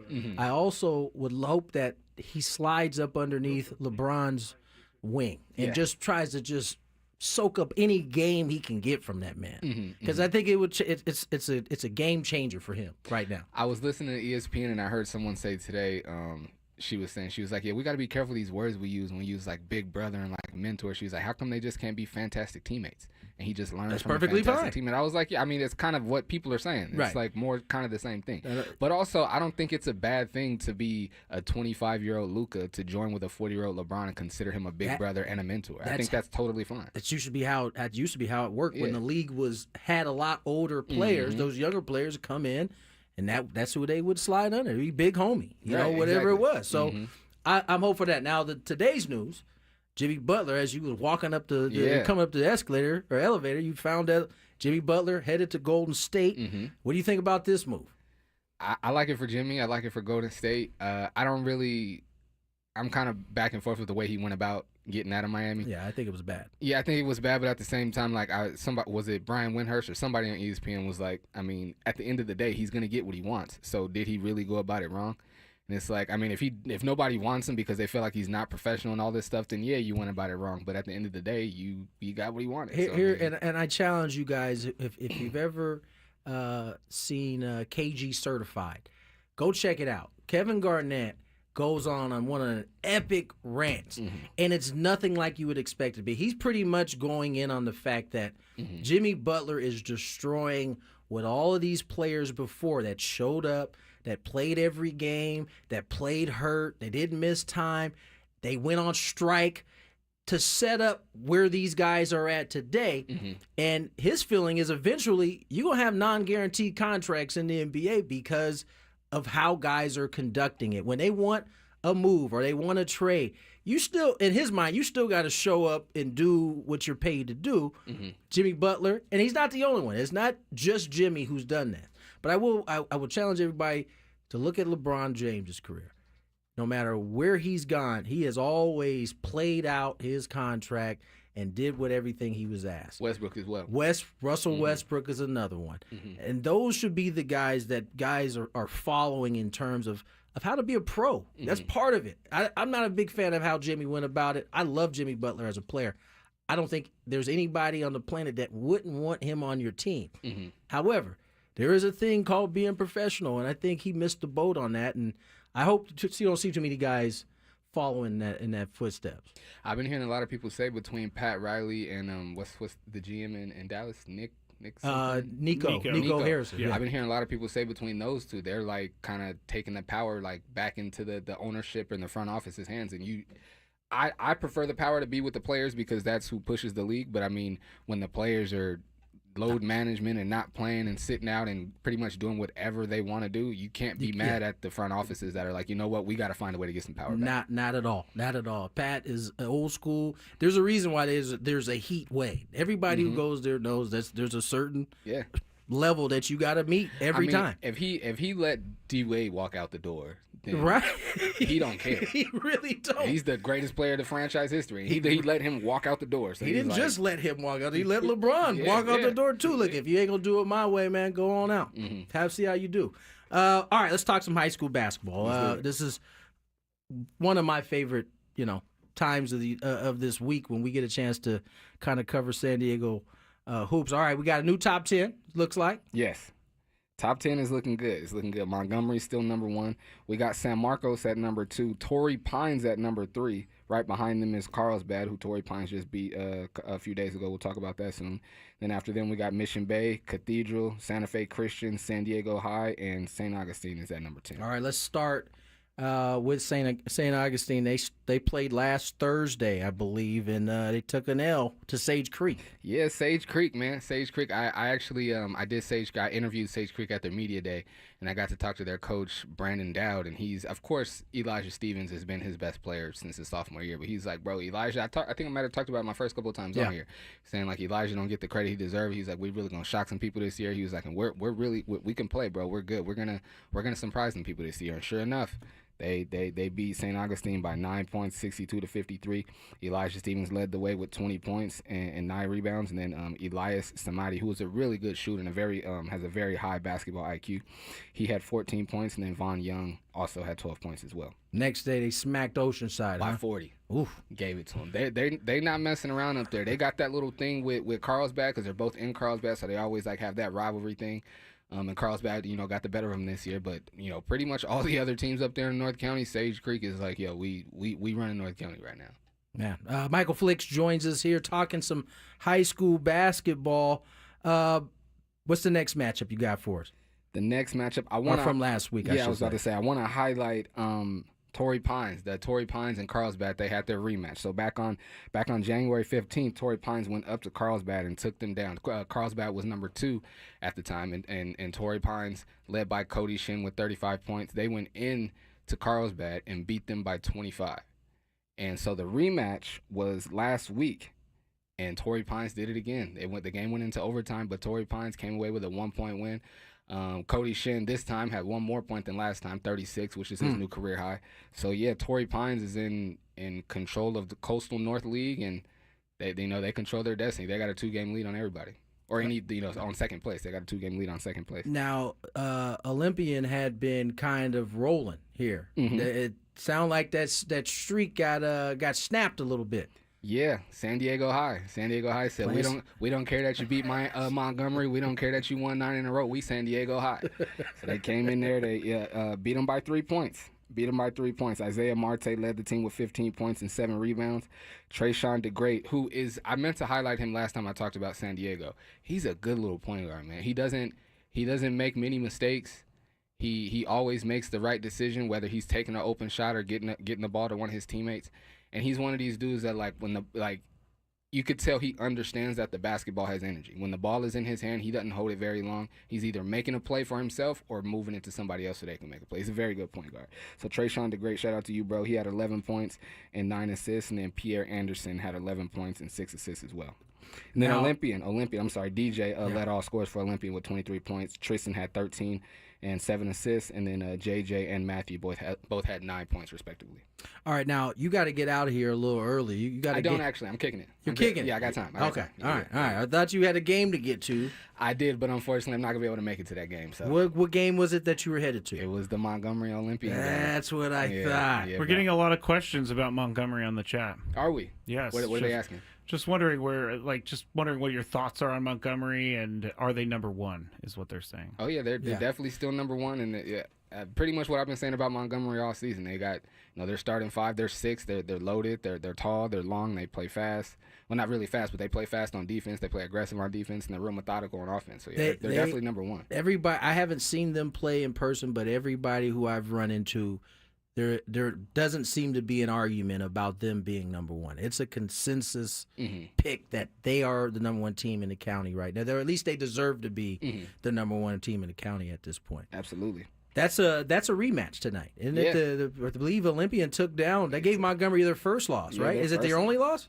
Their only loss to a San Diego team. Yeah, and I believe they're only their second loss on the season. So yeah. That was a big deal. So Montgomery's looking to, and it's big because they're in the same league. Obviously. Where's this game at? It's at Montgomery. It's at Montgomery. Montgomery. Yeah. All right. And it's big. I mean, clearly they're in the same league. This is why they're playing each other, twice with so much time in between. So this is big for who's going to win league. And if Olympian can beat Montgomery one more time, then they'll more than likely win league outright. But if Montgomery beats them, then they'll be co-champs. That will be an upset right there. If Olympian can end up winning that league, as good as they are. We just finished saying Montgomery has been the consistent number one team all year. That would be interesting. All right, let's move to Friday night. You got the Holy War Part 2. Yes. Cathedral plays at St. Augustine on Friday night. This was a tremendous first game. Yeah, the first one, it was an instant classic. It went to overtime. If you remember, Jaden Bales hit a 3 to send it to overtime. I believe he had 33 points to lead all scores in that game. So yeah, it was packed out at Cathedral. I expect it to be the same thing at St. Augustine. It's going to be a fun time. Since I've been covering San Diego basketball, because I went to school up in Escondido, so I didn't see many of Cathedral versus St. Augustine games, and so I really got familiar with that rivalry and with that matchup, both basketball and football, when I started covering basketball. And I don't think this is the first year since I've been covering basketball here in town that I've had to miss one of those games. So a little disappointed about that, but I know it's still going to be a good game. It's definitely going to be a good one. All right, we move to Saturday, which is the 7th annual Battle at the Bay. Yes. Talk a little bit about this tournament, who's in it, and how it works, because it's kind of staggered. They staggered these games at different times. Yes. So the Battle of the Bay, Coach Marshawn Cherry over at Mission Bay. 7 years ago, he had an idea to do kind of a in-season showcase to kind of create some more excitement and also get some teams. And this is his words. Get some of the teams that kind of talk about if we played y'all, this is what we'd do to y'all. And, if my best guy went against your best guy, so he was like, we gonna make these matchups happen. Let's make it happen. I mean? So yeah, and I like the way he does it. Like one year he's Mission Bay, and then one year they went against Mission Hill, so it was like a battle of the missions. And then they do it kind of like that. I like the way he does his matchups. So for this year, there's a morning session, an afternoon session, and an evening session. The morning session, the first game is at 10 o'clock, and that'll be Helix versus Scripps Ranch, followed by Steel Canyon versus St. Joseph at 11:30. And then in the afternoon at 1:30, it'll be University City versus Christian, which will be a very interesting game. That'll be an interesting game. I'm looking forward to seeing that one. And then Victory Christian and Sage Creek follows them at 3 o'clock. And then we got an intermission from 4:30 to 5. And then at 5 o'clock, we have Montgomery versus San Diego High, Mission Bay versus Mira Mesa, and then Carlsbad versus Olympian. That's 6:30. That Mission Bay versus Mira Mesa and Carlsbad versus Olympian, those are going to be very, very good games. They look like some must-see games right there. And also, I'm sorry to cut you off, and also the way he does the Battle at the Bay, he makes it an event. He makes it an event. He's got a DJ going in there. In Mission Bay, the court, they got the bright LEDs in there, but the stands on either side are not very big, so you could pack it out real quick. So all the games are going to be loud. It's going to be a lot of excitement, and like I said when I first mentioned it, it's like a break away from your league. So these games count for your record. So everybody wants to show up and show out, and you want to keep some good momentum going into the playoffs too. So these games are going to be good. Now, where will the CIF championship be held? I know at one time it was held over at VS. Is it going to be held at the new arena? Front Wave Arena in Oceanside? I sure wish. I actually just went to a G League game last Thursday. I'm going this Saturday. Oh, I think I'm going too. I think Mr. Bronny's going to be playing in that. Oh, I'm going too. I'm hoping he's playing. Tony's going to take me. I'm hoping he's playing too. So I got some general admin tickets ready, like on standby. But I'm hoping I'm getting some courtside seats. So I'm still hoping holding out hope for those courtside seats. But yeah, Front Wave Arena is beautiful. But yeah, when we were in there, that because my guys, and I took my co-host for my podcast. They asked me, they was like, "Yo, the CIF game's going to be here." I'm like, I haven't heard anything. I've heard that. I'm sure that's the goal at some point. but I would imagine it's pretty expensive. Yeah, I know and it's that pretty was expensive. at one point, I believe that's why they stopped doing it at VA House and stopped. Like at one point, it wasn't at VA House or Jenny Craig. Yeah. Like one year, they played a game at San Marcos High, another game at Montgomery. They were kind of like bouncing around in an attempt to save some money, I believe. Yeah, So. no, I'm sure it's not cheap to have those games in that arena. I would assume that's the goal, though. Yeah, for Brand new sure. arena. I would think so. Yeah. You got a brand new arena. You kind of want to showcase it. As always, Mike, man. You wait. First, you got anything else before we get out here? I was just scrolling to see. I think I'm good to go. Yeah, I'm good. As always, fantastic work there, my man. Thank you. I appreciate it, man. I have an update on the Jimmy Butler What you got? trade. It looks there may be more involved, but more is coming out. It looks like 4 teams are involved in this trade.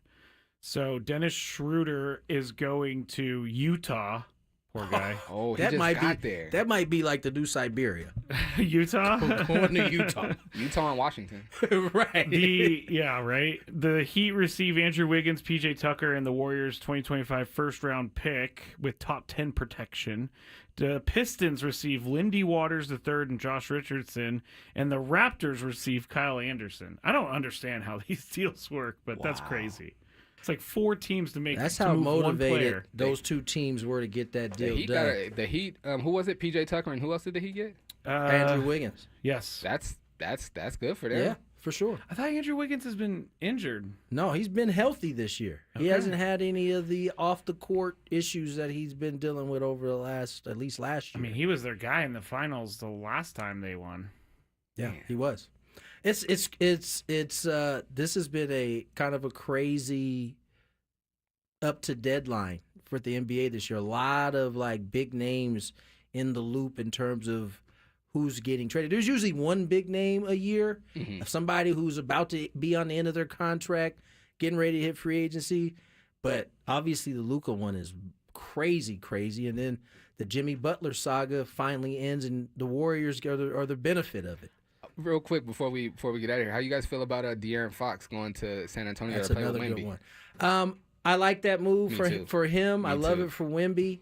I don't know what it says for Chris Paul. I mean, I don't know that De'Aaron's an off the ball type of guard. And see, when trade talks first started, I saw a report or I saw something that said that Greg Popovich and San Antonio really enjoy having Chris Paul being part of the organization. So I think he might turn into like the Udonis Haslem for them, where he's just like take the vet minimum just to be around and be a part of the team. You know what I mean? I don't know that Chris is ready for that yet. He seems like he's not.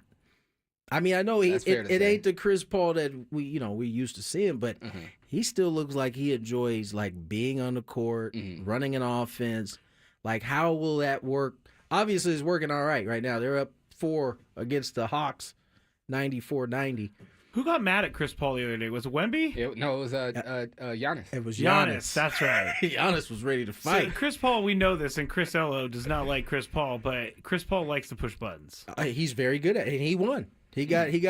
That's the thing is, it's not like Giannis saw something he had never seen before. I mean, Chris Paul has not pushed many a big man down unnecessarily, and you can do something about it, or you can talk. Now Giannis, he's talking a good game, but he had an opportunity. He didn't really take the opportunity. I guess sometimes as a man you gotta let another man know I'll take it there with you. I guess sometimes, but I don't like the NBA players doing that, bro. It's so many people and security in between. You guys are never gonna fight.